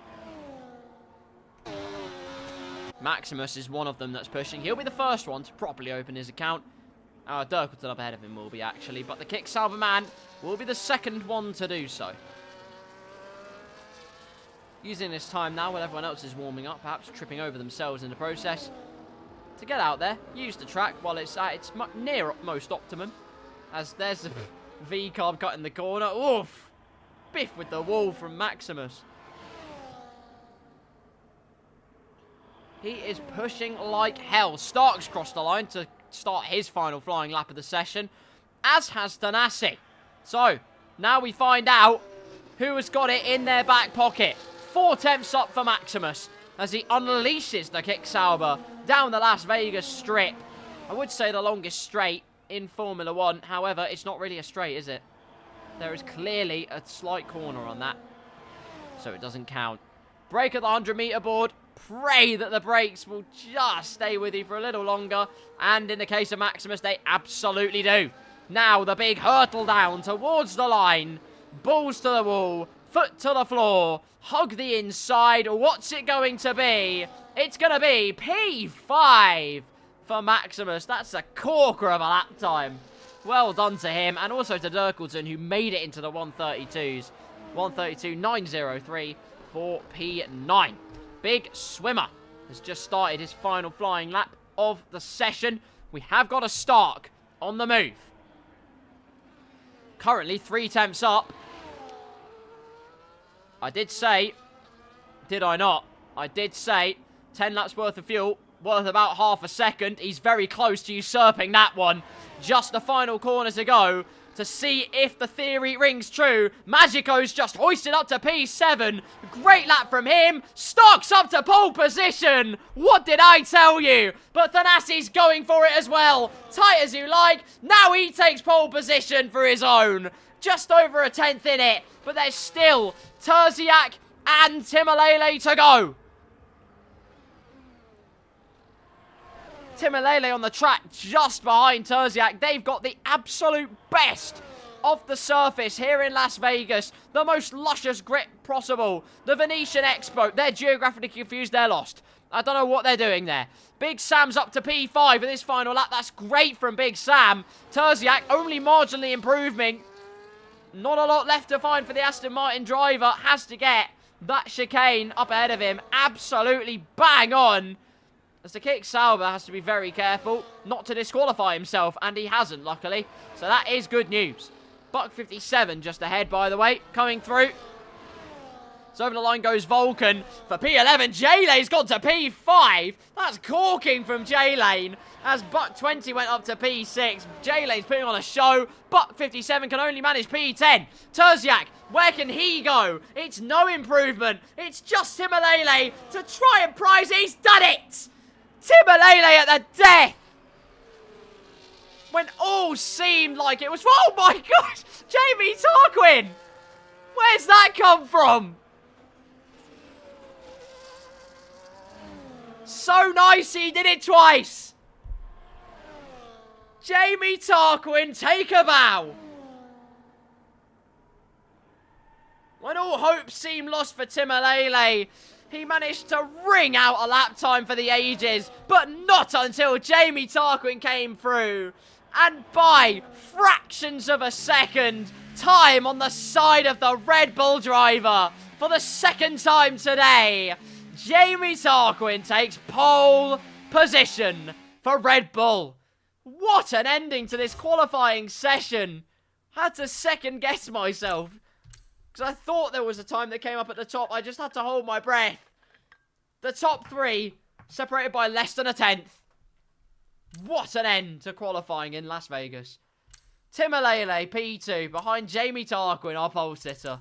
Thanasi, P3. Stark in P4. It did mean half a second for the 10 laps of fuel, just saying. Terziak 5th, Slam 6th, J-Lane in 7th, Buck 20 in 8th, Big Sam in 9th, Maximus in 10th, with Magico, Buck 57, Vulcan, and Derek Dirkleton. Rounding out our grid lineup. Also, unsung hero alongside J-Lane is Mr. Slam. P6, didn't even see it happen, but what a lap from you, son. That is an incredible work. Incredible work from everyone, actually. What a qualifying session. And if that was qualifying, well, you know what that means. Ladies and gentlemen, brace yourselves, because it's race time. 25 laps of the Las Vegas Grand Prix track. Weaving in and out of such historic Las Vegas landmarks, such as the hotel where murder was committed, the Eiffel Tower, casinos, and a big ball. Yeah, I don't know why people like this place either. But the entertainment capital of the world has welcomed the Blackout Bonanza once again. And the Blackout Bonanza never disappoints. Believe me, that's not me just selling it. I'm not biased. I'm just a commentator. MGM Grand in the background. I think you mean MGM Grand Prix. Paddock Club doesn't want it either again. Lads, Spain went down to the wire, and now you come to Vegas, where there is inevitably going to be fireworks and chaos everywhere. And they don't even turn up. Don't need them. The entertainment capital, the best league racing in the world. It's lights out and away we go in Las Vegas. Jamie Tarquin on the hard tyres gets a great start. Look at Stark scything down the middle from P4 on the grid. He's holding it round the outside of Timalele. Has the inside line for the right-hander and sweeping through the Scuderia Ferrari car. And now it's Williams versus Mercedes. Tim ruthlessly cuts off the inside line, moves to cover the inside again. There'll be disputes of, oh, who moved more? Like, let's just ignore it for now. Towards this chicane section we go. Brake marker boards to dictate finally where the drivers can go. It's not just a guessing game. Thanasi, though, in the end, it remains a procession. Slams up to P5, Terziak P6, J-Lane in 7th, Buck 20 in 8th. Millo's road to recovery begins. Hand set a time in qualifying, already up to P10. Fascinating start from the McLaren man, mauling the opposition in cold blood. But to the Las Vegas Strip we go. Jamie Tarquin has the lead, but for how long? Thanasi in the slipstream, using battery. Behind them, Thanasi's getting past Timalele. Stark says he wants a slice of success of the highest order. P1 for the Ferrari driver on lap number 1, using the softer tyres to good effect. Now he's got to get down the road as quickly as possible. But a suboptimal chicane is not going to endear him to higher points. Jamie Tarquin looks to the inside of the final corner. Red Bull versus Ferrari. It's side by side towards turn number 1. But Jamie Tarquin bails out of it for the time being because DRS enabled. You knew it was coming. So what tyres everyone is on. Slam on mediums, Terziak on mediums. In fact, a pretty even split of hards to mediums in this Grand Prix. Could be a move on for Jamie Tarquin, but this straight just a little bit too short on this occasion. Everyone running such low downforce, really the DRS doesn't really do much to add any more detriment to the car ahead because you all got the same low wings. So opening the rear wing flap is going to get you a tiny bit more, but not nearly as much of a deficit cut down as you might have expected or hoped for. Thanassi on the hard tyres as well. It's Stark, the lead man, on the medium tyres here on lap number 2. But to the Las Vegas strip we go. The number 5 Ferrari, adorning Sebastian Vettel's number, has got a purple sector too. But now, I mean, I don't even need to tell you what comes next. You're going to see how pretty profound the DRS effect is going to be. By bit by bit. Nice sponsor. On the Red Bull, Jamie Tarquin says, I am the Oracle. Round the outside he goes of Stark before they even make the left-hander. He sweeps through, cuts the avenue, and through into P1. Goes the Red Bull driver as confetti works of carbon fibre erupt as every driver mounts the curb. Buck 57's had a problem. He's had a big, big problem. He's got all sorts of momentum that has been sliced and diced, and Magico is all over the back of him. On the inside is my husband. Williams versus Mercedes. Mercedes power versus Mercedes power. Magico, Opsto to get DRS on the next straight. Cunning from my husband. As Stark could actually think about going for a move into the right-hander. Really didn't see much of that in real life when their tyres were the same age. Stark, though, does get through. And actually opens the door back up again for Jamie Tarquin to get through. He wants DRS on the Las Vegas strip. So all kinds of DRS mind games being gone. It's kind of the only annoying thing is that because everyone saves ERS so easily, you can just pikey DRS at infinitum for the rest of your life. So F123 was actually punishing when you did use more ERS. You had to save it back up. You had to spend several laps behind, not just one, recharging your battery. However, Jamie Tarquin, well, suboptimal is putting it nicely. It's a sensationally shocking exit. And so Stark breezes on. It's 6-3 to Averley. I want to jump off a cliff. Stark, though, through into P1. Thanassi goes down the inside into P2. Timalele does it for 3 into P3. Tarquin's lost 3 positions in the space of a single straight. Prancing Horseman leads once again, but now he's got an even hungrier shark. Thanassi in the Williams car. Mediums versus hard compound tyres. No reason to try and make a move into turn number 1. Terziak's got past Slam, meanwhile, in the background. They're making it, and I'm not even kidding you. Providing Terziak stays within DRS, which he has. A 10-car DRS train. 10! 10-car DRS train. Give it a rest, lads. Oh, my God. Thanassi practically bump drafting Stark through that back straight towards the right-hander. Now into this clunky sphere section once again. What's on it today? Emojis. Great. Just what we all wanted to see. After then, there is a bit of a gulf, I will admit. Dirkleton, Vulcan, Big Sam, Magico, Buck 57. There is quite a gap forming as Dirkleton's going for a WRC race instead of a Formula 1 race, and Vulcan pays his compliments way too handsomely by emulating Dirkleton in much more vivid fashion. It has dropped him vulgarly down to P13. With an armful of oversteer, he does catch it, but now we'll have DRS. It's Big Sam now that can try and go on the attack. Timalele going through on Thanassi meanwhile. Or is he? Because Thanassi will just use battery of his own. Down the inside goes Thanassi, down the inside goes Timalele. However, can only hold it there for so long, and contact made with the rear left of Stark's Ferrari car, and actually has a bit of a swapper on the exit. Endears Jamie Tarquin to taking P number 3. Timalele with absolutely no battery left. It's an easy sweep through for the Red Bull driver as Stark and Thanassi try and look to open up the gap. It was Tim and Thanasi who had it in Spain. Now it's the Ferrari and the Williams who have to try and work together, endeavour to break away from the chasing pack. But Jamie Tarquin got pole position, and he is well on his way to making a colossal inroads. Big Sam and Dirkleton going into combat. Down the inside, tries to go the Aston Martin man, but no can do. Big reason for that, he's got front wing damage. On the right-hand side, end plate missing on Big Sam's car. Vulcan looking very racy behind. Could consider a switchback into this section. You know what we didn't see last year, really, was overtakes through this whole section we've just gone through now. This year, loads.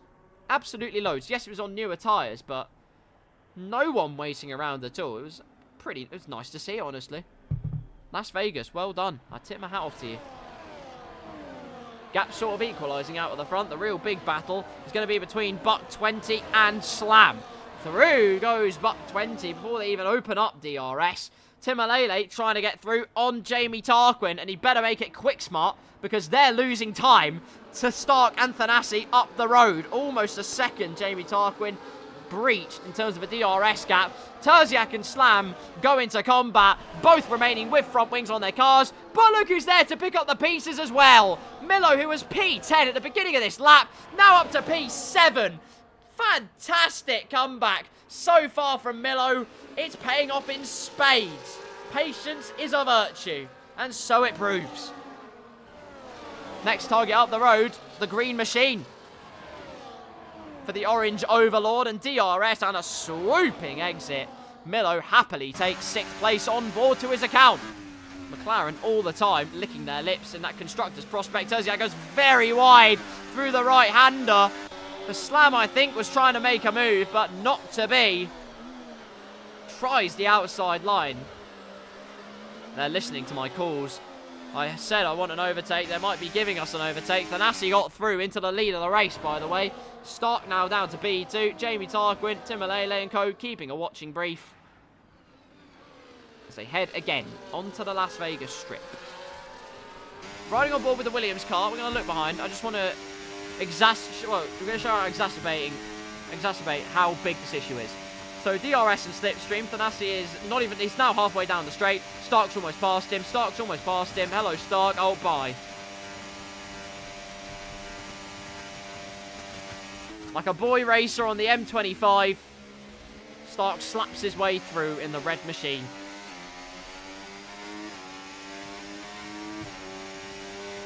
All the while, oh God! There's a problem for a kick Sauber. Maximus has to reset. He's got plenty of time to do so. No need for virtual safety car shenanigans or anything like that. But that is mightily costly. It's front wing damage, and it's going to have to be an early pit stop. Possibly go onto hard tyres. No reason why Maximus can't go to the end of this race. So providing he has good pace, it is not all over for the kick Sauber man.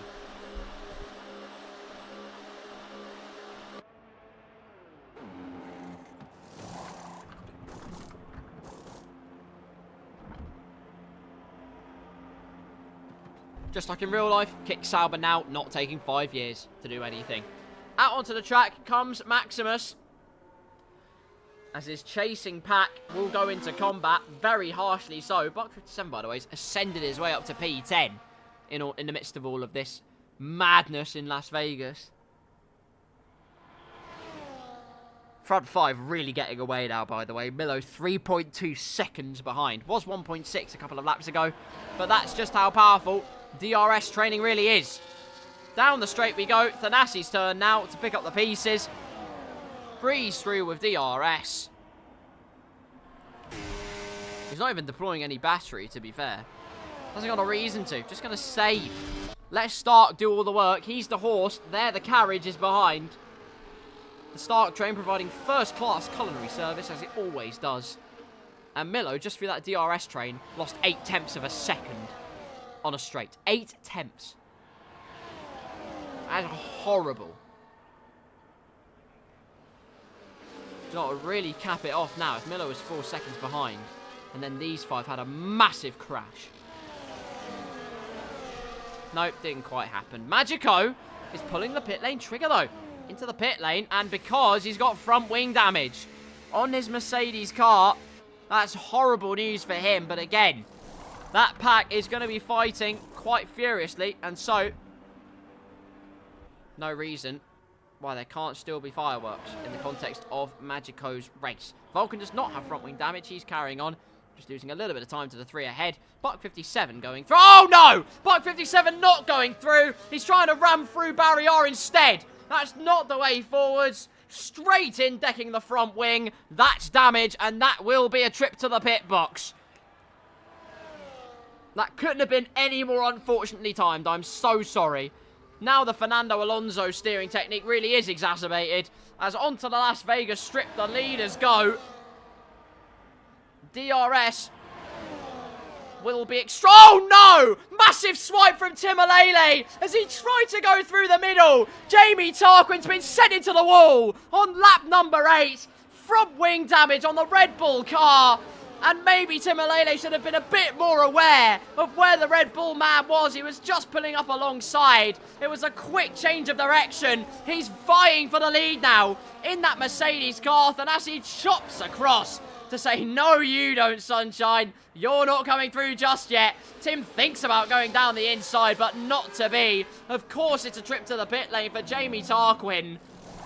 But that is dramatic.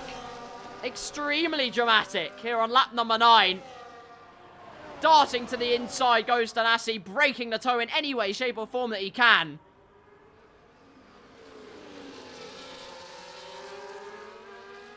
Manages to hold the lead for the time being. Now it's a 4-car train at the front. My goodness me. A moment of madness sees Jamie Tarquin. Not completely out of the question. He's in P12.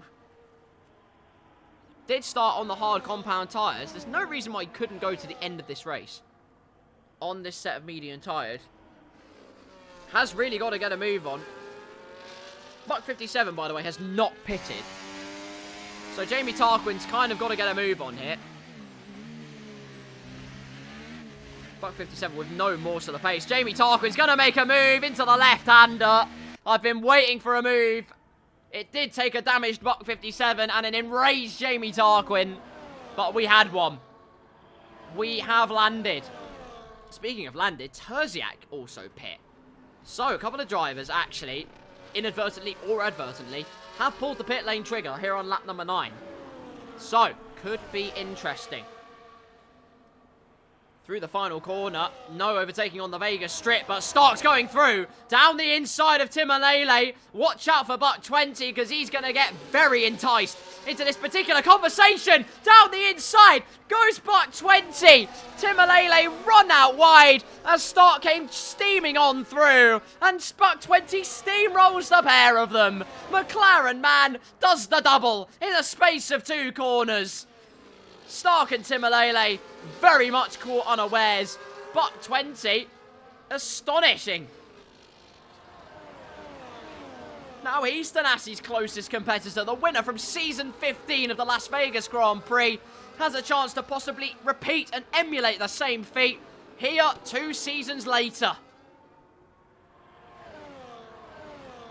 Of course, there are many hungry customers behind who will try and deny him. But cometh the man, cometh the hour. Round Vegas, he's always there or thereabouts. A good exit from Buck 20. Can get a little bit of electrical deployment under his belt. Has got absolutely nothing left in terms of battery. Well, I'll be interested to see what the verdict is in the Blackout chat in terms of the Jamie Tarquin-Tim incident. I mean, with the trajectory, I don't see how I genuinely don't see what Jamie Tarquin could have done differently. He genuinely had to react, like, superhumanly to avoid that. Tim was always wanting to go down the middle. I don't blame him for doing that. But I think he would have known Jamie Tarquin was there. Down the inside, tries to go Stark, meanwhile. Lap number 11 of this race. J-Lane, however, is going for battles of his own. He's just gone past Slam for P6. But Slam's going round the outside. Hello, these two putting on a show for P6 and 7. J-Lane remains with the outside line. We've seen how powerful that is. Courtesy of Buck 20. Not but 1 lap ago. And J-Lane goes through round the outside. Only briefly, though. Was ahead at the detection point. And so Slam breezes past instead. But still side by side, but in the end, it's elbows out and a flick of the wrist. Slam through into P6. However, the yellow flag, Vulcan's had an issue.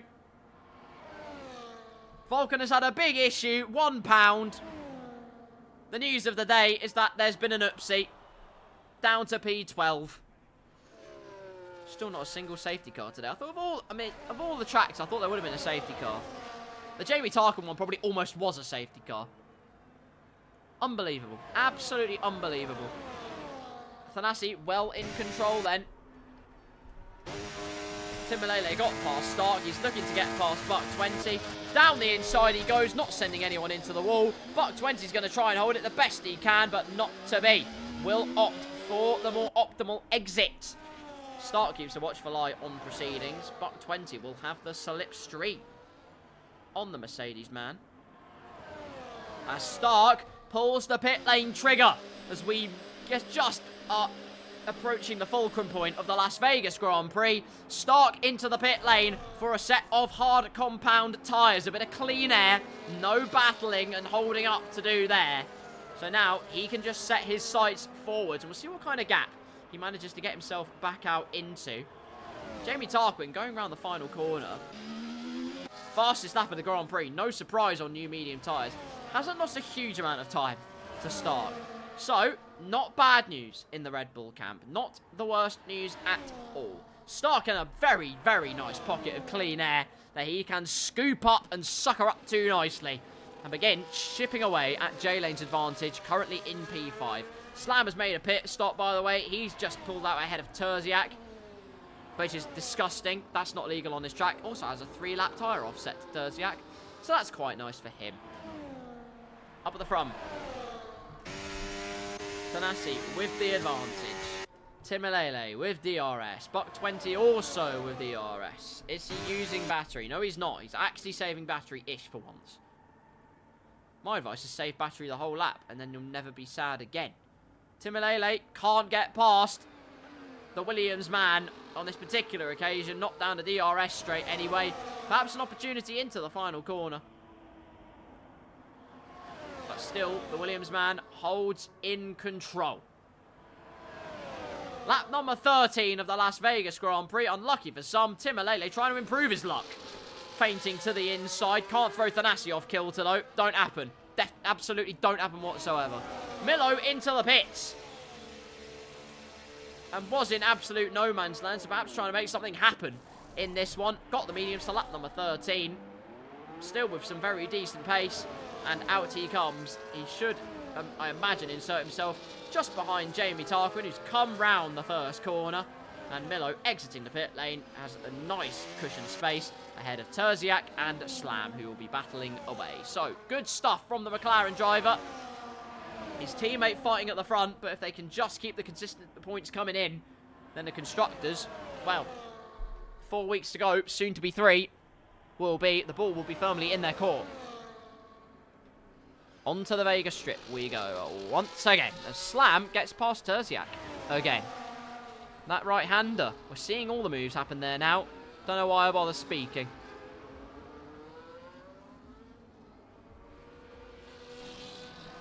Timolele, can he think about a move on this occasion? The answer is yes, he will. Down the inside. There he goes. Goes the Mercedes driver. Through into P1, our new race leader. Get out of my way, menu screen. Timolele takes the lead of the Las Vegas Grand Prix. But now he's got Thanasi putting him under pressure. So that's going to be fun for him, innit? All the way to the first corner, to the outside. Pulls the Williams driver. Tim defends to the inside. It just means a switchback from Thanasi is all he needs. Cleverly remains behind at the detection point. So then he can get the optimal exit. Compromise Tim's line some more with DRS. It's easy as you like. Through goes the Williams driver, not using any ounce of battery. Down the inside, and through goes Buck 20 as well. The door was very much open. He happily accepts the invitation. The tight line, though, through into the sphere section. All that Timolele needs to defend, though. He reimburses his P2. Buck 20 nipping at his heels like a saltwater crocodile. Predatorial instinct from the McLaren driver coming through. Oh! Now, ladies and gentlemen, a huge offer's just come in. Breaking news here on the Blackout waves. Best viewers on streamboo.com. Wow. Jamie Tarkin, by the way, got past Big Sam and Dirkleton. He's through into P6 in this race. No front wing damage, no argy-bargy whatsoever. Buck 20 thought about making a move with DRS. Buck 57's retired, though, no. Out of the race, retiring in the pit lane, goes the Williams car. One Williams right at the front, in a complete contrast in fortunes. The other one has the plummeting and sinking feeling of plumb last and out of this race. At least he'll retire with fresh tyres, that's all I'm saying. Right, these lot will have to be very careful now because I have no idea where Buck 57 is going to try and put himself. He's going round the right-hander, which is interesting. Still going round the right-hander. Please don't clatter into him as he jinxed it inside. That got very grisly for a moment. Tim and Buck 20 thrown completely off kilter, but now all can be forgiven as well. How slow do you want to saunter your way through? Here comes J-Lane and Stark next to be on the scene of Buck 57's treacherous and terroristic driver AI. Hold it to the inside. Good overtake from J-Lane. Stark, I imagine, will do the same, and he has indeed. Into the run. No, he doesn't. Still he hasn't. Right, lads. Jamie Tarquin, please be careful, mate. That Williams is retiring ahead of you. Don't hit into him, whatever you do. He remains on the outside. Go down the inside. Good man. Well done. Where the hell? No, right, sorry. No. Where is he going? Not that you have control of it, Buck 57, but where are you going? Sorry, is there any point in this track where you can retire? There's still not like a virtual safety car for this or anything. Just saying. Down the Vegas Strip, Tim's finally made the move. He's actually got through. Into P1 he goes on lap number 15 as still, Buck 57 hasn't retired from this race. My guess as we ride on board with Magico is that he will go straight on. Not like we can see that, of course, but we will see with Vulcan. Has he gone straight on? Oh my god, you are joking me. You are absolutely joking me. Tim's pulled the pit lane trigger meanwhile, while all of this is happening. Whilst Buck 57 nonchalantly ponces his way around Las Vegas whilst being out of the race. Hans Heyer situation all over again. He's been undercut by Stark and is side by side with J-Lane. Hold it round the outside if you dare. Timalele swallows a brave pill, and in the end it wasn't even a contest. Through he goes. Hasn't got DRS on Stark, but through into P4 goes the Mercedes man. Now, what Thanasi has to do is push like hell. And he is. Buck 57 still going slowly down the Las Vegas Strip, by the way. So, in theory, by the time Thanasi and Buck 20 get to the end of that straight, Buck 57, oh my, he's jumping over the curbs. He's properly sweated that one. I forgot you can do that. Actually, I never forgot. F124, just curbs are advisory. To the end of the straight they go, though.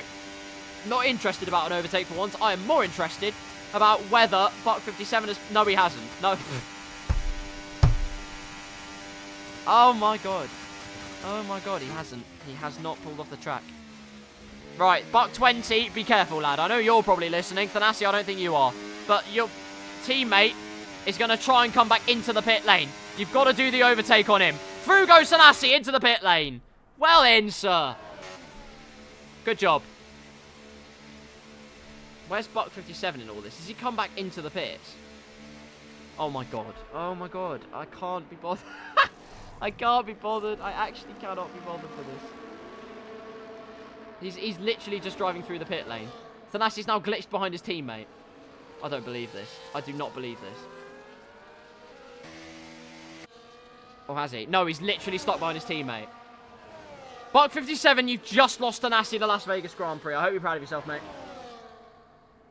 Jamie Tarquin with a 3-second time penalty. He's come into the pits. I can only assume he had, like, front wing damage or something. No, he didn't. He just wanted to get the hell off the medium tyres, and I don't blame him. New set of mediums, away he goes. Now, Thanasi's now got to really push like hell to get back onto this battle between Tim and Stark. An angry Thanasi is a quick Thanasi. Finally, Buck 57 bows out of this race. About bloody time too. Good grief. That was an absolute horror show. J-Lane, by the way, has gone extremely bold. He's on the softs. And that could prove very interesting indeed. As we shall soon find out, I am sure. But, back to me, says Tim. I have an overtake to do. And so he shall. Through he goes with DRS wide open. It's P2 on the road for the Mercedes man. And Thanasi now has the awful sinking feeling of not having DRS. That's not a feeling anyone wants to have, but it is one he is having. Buck 20, meanwhile, peels into the pits, and Buck 57's not sauntering his way around the Las Vegas Strip. Timolele obviously takes the fastest lap. New tyres, DRS, you get the idea, you get the gist. It was obvious. Through goes Thanasi round the outside. He swoops, even being held up by his teammate. Hasn't properly done him a world of bad. Although it has descended into despair for him, really, because he should have been right up there. And because of his teammate's AI, he is not. So, Downcast compilation, best viewers on Stream Booth. Now, we've got to say also, the T has an accent and the E has an accent. And they don't know that the web link you have to just keep as one word and not put a space in, but I think I should trust that. I don't know about you, but that sounds like a trustworthy link to me. Yeah. Yeah, I'm gonna click that. See you when I'm Twitch famous, lads. Slam with a 3-second time penalty for corner cutting. The penalties are beginning to rack up thick and fast. I say that, there's only 3 people who have them so far. Through the final corner, before the Las Vegas Strip, that is, goes Thanasi. Start keeping in DRS range of Timolele. Exactly what he needs to do to have any chance of winning this Grand Prix.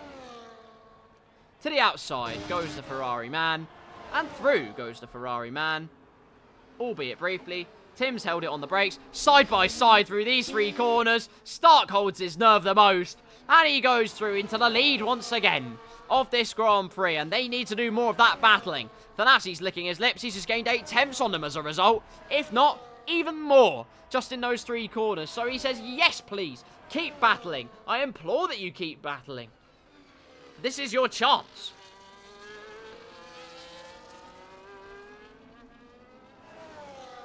Williams driver with the bit between his teeth has got some real pace, but DRS being so strong is just not helping him whatsoever. Down, teetering on the edge of 3 seconds. Manages not to lose too much on the DRS straight. Braking hard for the right-hander, and so away they go. Tim looking for a potential opportune overtake into the sphere section, but no. It's Mickey Mouse time as they head one way. Why is it called Mickey Mouse? What actual resemblance does it have to Michael Rapp? Someone please explain to me that one, because I don't know.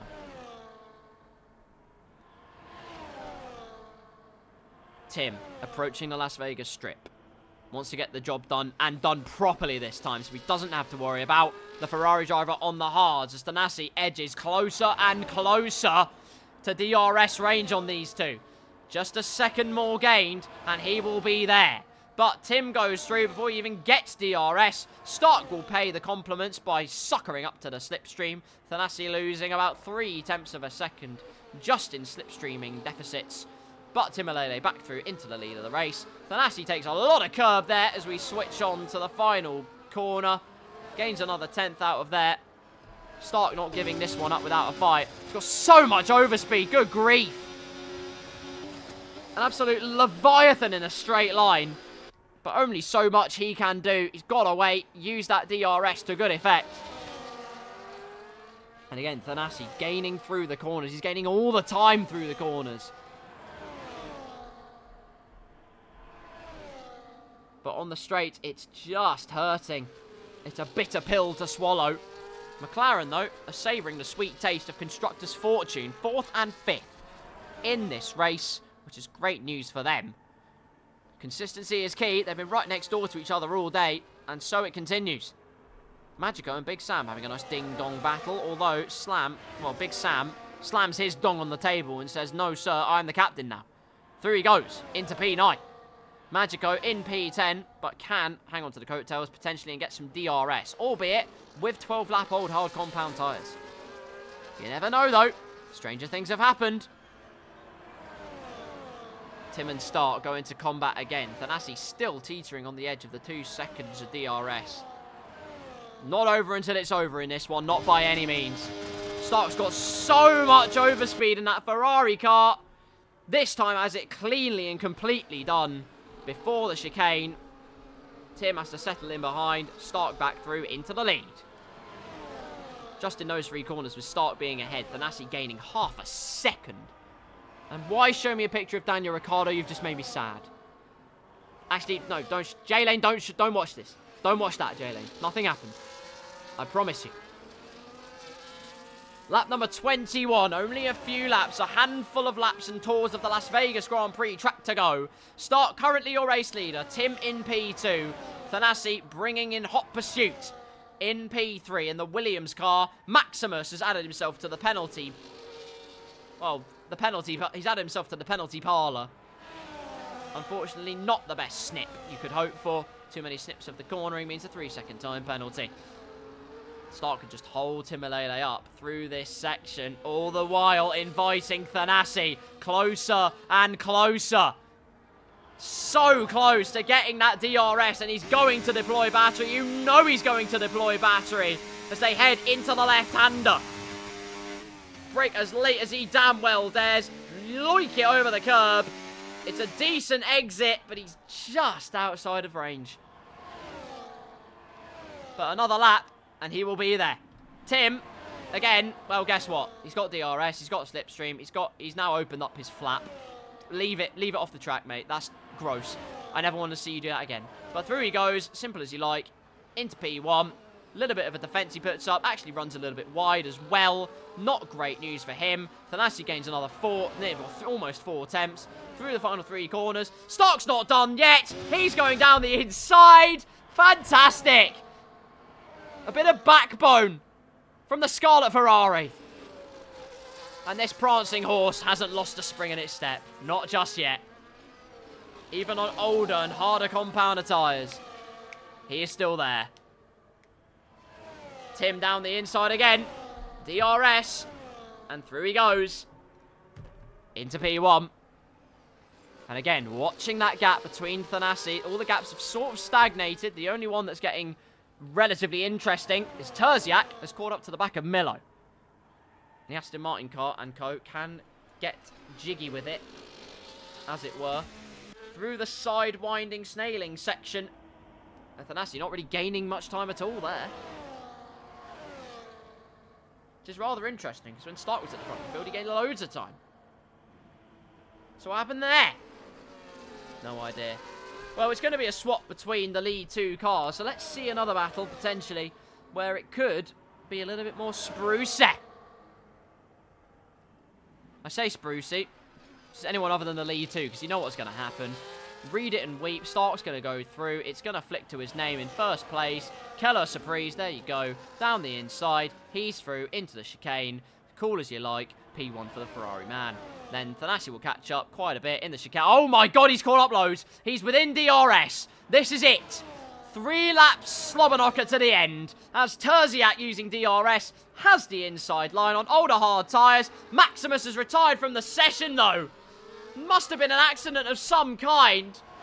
On the exit of the left-hander, I don't think we'll see it on Dirkleton's perspective, not anymore. Damage cleared away in a heartbeat. Maximus, though, out of this race. I assume contact with the outside wall, and then the trajectory would have taken him to the inside. But that's devastating. Absolutely devastating. Stark, your race leader then. The worst camera shot imaginable. That's more of an accurate and vivid representation of what's at stake. Ferrari, Mercedes, Williams. Go into a world of warfare in the last 2.5 tours of the Las Vegas circuit.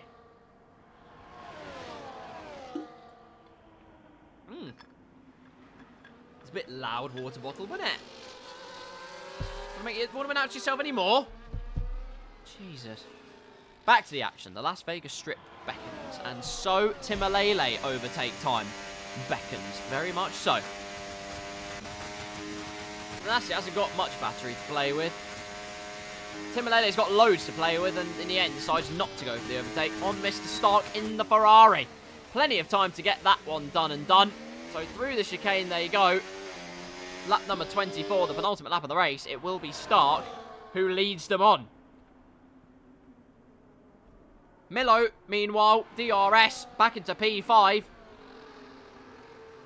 Has to do the necessary calculations, though. He's got to remember, if he doesn't get that gap to a second by the strip, Terziak will pretty easily manage to swamp him. So, either get outside of a second, or... Oh, actually, no, because then he'll be behind on the last lap. Never mind, Milo, you're a smart man. DRS, Caterpillar, Crunchy and Munchy. It's going to get very, very punchy.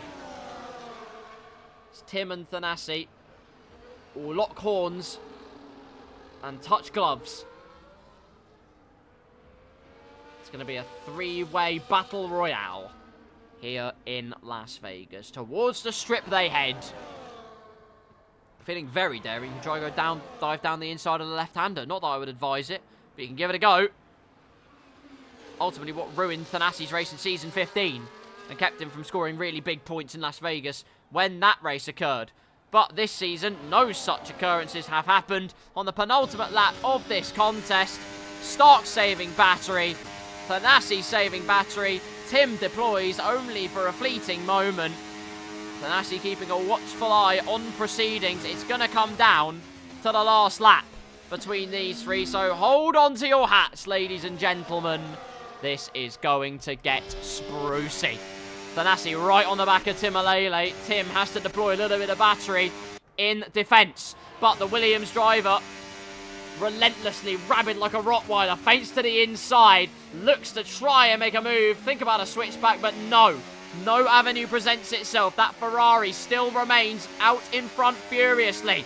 Keeping a tight line to try and set himself up best for the exit. And Thanasi deploying the battery sends Tim Alele to the inside. He goes more to the inside, but can't make the move, crucially. He's going to have to switch the battery all the way down, save as much as he can. Or perhaps another move is opportuning itself as he tries to go around the outside. Tim shows him the wall. Crudely, coldly, ruthlessly. But Thanasi is going for it on this final lap. But so will be Tim Alele. Stark's done everything he can. Just fake a lock-up into this corner. That's all you need to do, lad. Let Tim go through. Play games. Actually, a very decent exit from Stark. Now it's got to be balls to the wall battery deployment for these two. All the way down the strip. Try and break the toe any way you can. But the straight, being so long, provides such a sucker punch to anyone who dares to try and defend. Tim goes through into the lead of this race with just the last straight to go. But now Stark has the chance. He's got the slipstream and the outside line. It's going to be so close to the line. Electrical energy deployed on the outside is Stark. Who got it? Oh, it's Tim Alele by 14 thousandths of a second. Such a close end to the Las Vegas Grand Prix. Thanasi just a tenth and a half behind. What a show these three have put on the last lap of this race. But 20 P4. Milo comes home in 5th ahead of Terziak in 6th. Slam in 7th. J-Lane... Oh, Slam's... Yeah, never mind. Slam's had a moment. J-Lane in 8th as Slam goes for a sleep on the pit wall. Magico ends in P9 when penalties are applied. J-Lane 10th. Dirkleton 11th. Vulcan will soon cross the line for P12. And Jamie Tarquin going for all the fastest lap glory runs in all of history. The inside line proved crucial. Was so close between Tim and Stark. My gosh. You lot are trying to kill me, Blackout. My poor voice. I have another cold. I don't know why I have so many colds. I think I've probably got pneumonia or something. But even so, why are you trying to kill me? Jesus. Thank you, Skrillex. I'll do my best, mate. I'll do my best. My voice isn't exactly 110%, but still. Blimey. I can have a lie down now. Jesus Christ. Oh my God. Well, that will do it. That will do nicely. A lavish Las Vegas scenario ends off with the most millimetric of margins. Nothing to separate Timalele and Stark in the end. Thanasi close by in P3 as well. It's another crucial step the championship leader takes to championship glory. For a consecutive time in Blackout. He did it last season. He's in the hot seat to do it again this season. That's a thumbs up to say I've got enough of those, mate. Don't worry about it. They spray the 7-up free. I remember the Las Vegas podium looking much more grandiose, at least in real life. But beggars can't be choosers.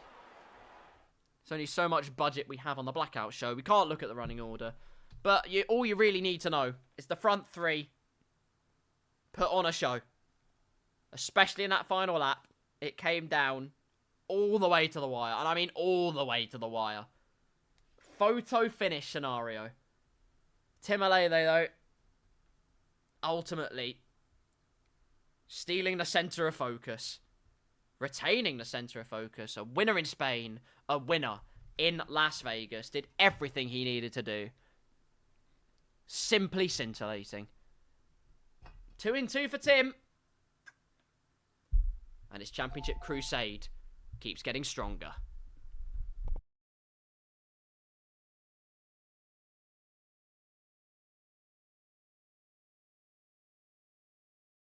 So, how do you sum up a week like that? How do you sum up a week like that? Well, let me tell you how you sum up a week like that. By getting deafened by Buck 20. Here he is. Let's find out what happened, ladies and gentlemen. Going down the Las Vegas Strip, he's keeping a close eye on proceedings on Timalele, and yes. Oh, fuck. Well, I think Timalele's and Jamie's reaction explains exactly all you need to know about that one. So, obviously, Jamie Tarquin if you move away going for the move on the Williams, and then Tim, you can never blame him for trying. He was not overzealous. He had every right to go for the middle, but he didn't account for the fact that there was a slight car beside him. So there was the swipe, massive moment. I don't know how Jamie Tarquin kept it pointing the right direction, but fair play to him. He did save it. Yeah, I know. It was really close, wasn't it? This is all the action you and Thanasi missed at that point. If you move away too fast, you lose Look at this. Look how fast. Yeah. Poor Jamie Tarquin can't catch a break at the moment, bless him. One day he will. But not today. Good grief. Well, also we got a clip from Big Sam. What's Big Sam saying? I don't know. Let's find out. Apparently he's the brakes. I can assume this can only go well. Towards turn number 1 we go. He's got quite a lot of fuel on board. Which is probably fine because it's F124, so you probably need a lot. But eyes are behind, because probably that's who he's going to be helping to stop. Clutch out, we're green. Lights out and away we go. Engineer giving him all the tips he needs. Terziak drops anchor at the start. Round the outside. Goes Big Sam. Oh no! Oh no. It's a slight oopsie. It is a slight oopsie. Okay, I thought he meant he braked early. I didn't realise he meant Magico. Oh. Well, Magico's pile drived another man. For God's sake. Unbelievable. Absolutely unbelievable. But don't worry. Big Sam has another clip where there's no more men being pile drived. Or maybe there is. I don't actually know. But this is the action between himself, Buck 57, and Derek Dirkleton. As you can see right now. Teammate ahead. Down the inside of Buck 5.8 57. seconds. Dirkleton on his outside now, but Buck 57 tries a cheeky little switchback. Nothing doing though. Has to remain in the wheel tracks. Then the inside line opens up. Dirkleton has a nice biff with Barrier. DRS wide open. Big Sam's going to choose the outside line. Buck 57 on the inside line. Buck 57 brakes way too late, and that's the wall. And that's what I cut to. That is what I cut to, ladies and gentlemen. Well, there you are. No more clips from Vegas. Well, I imagine there'll be bloody loads, and we can go over them next week. But there we are. There we are, ladies and gentlemen. Another week of the Blackout Bonanza is done and dusted. Well, where do you even start? Where do you even start with a week like that? Spain. It was two tales, really. A tale of the pole positions. 2 for Jamie Tarquin, but it was also a tale of the victories. And the tremendous times belonged to Tim Alele tonight. Extending his championship lead, McLaren have it all in their control in the constructors. Still plenty of time to go for everyone else. But at the moment, drivers seems in control, constructors seems in control, but it's Blackout. Nothing ever set in stone. So that's all to look forward to. Because next week, ladies and gentlemen, I mean, Vegas was mad. I swear to God, you lot are still trying to kill me. I'm ill. Stop it. I'm dying. I'm dead. Thanassi saying that the incident between Jamie and Tim was disgraceful would be a real shame if it got reported. Well, let's find out next week if it did. But, firstly, well, stop trying to kill me, you lot. My voice is a commodity for me. I kind of need it. But you lot put it under stress. And I wouldn't have it any other way. It's the best racing. Blackout is undefeated. Absolutely undefeated. In the entertainment capital, they put on the best show of them all. Next week, like I said, Hungary and the sprint race. Chump. I believe I'm there for that. I have to double check. I can't remember if I'm doing work-related things in the evening on that day. I don't think I am, which is good news. But it will be a Hungary and a sprint race and Qatar as the second one. Of course, coinciding with real life. The Qatar Grand Prix happening at the weekend. And who will win? My prediction is probably a McLaren. High speed, hotter conditions. Should be theirs for the taking. But equally, they have been hooning it recently in real life. But there you go. We shall soon find out. I did a prediction for this one, and I got them all wrong. So I haven't learnt my lesson. I predicted it anyway. So have that, people.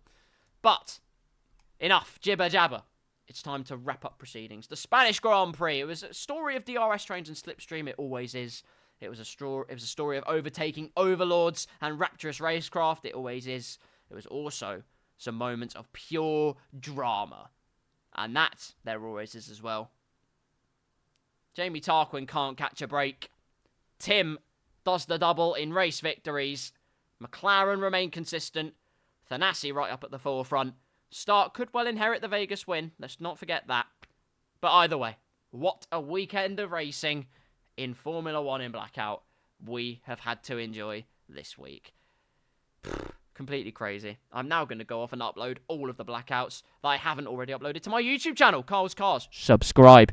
Then go to the playlist commentary. Feast on all of the Blackout food you want. It's tasty. It is pure sustenance. It is a Formula 1 racer's dream. So go and watch it. It's a good time. All of the Blackout broadcasts I've ever done are in there. Apart from a couple, which I either the download corrupted or I wasn't there for, or I forgot on one occasion. I'm sorry, but they are all on there.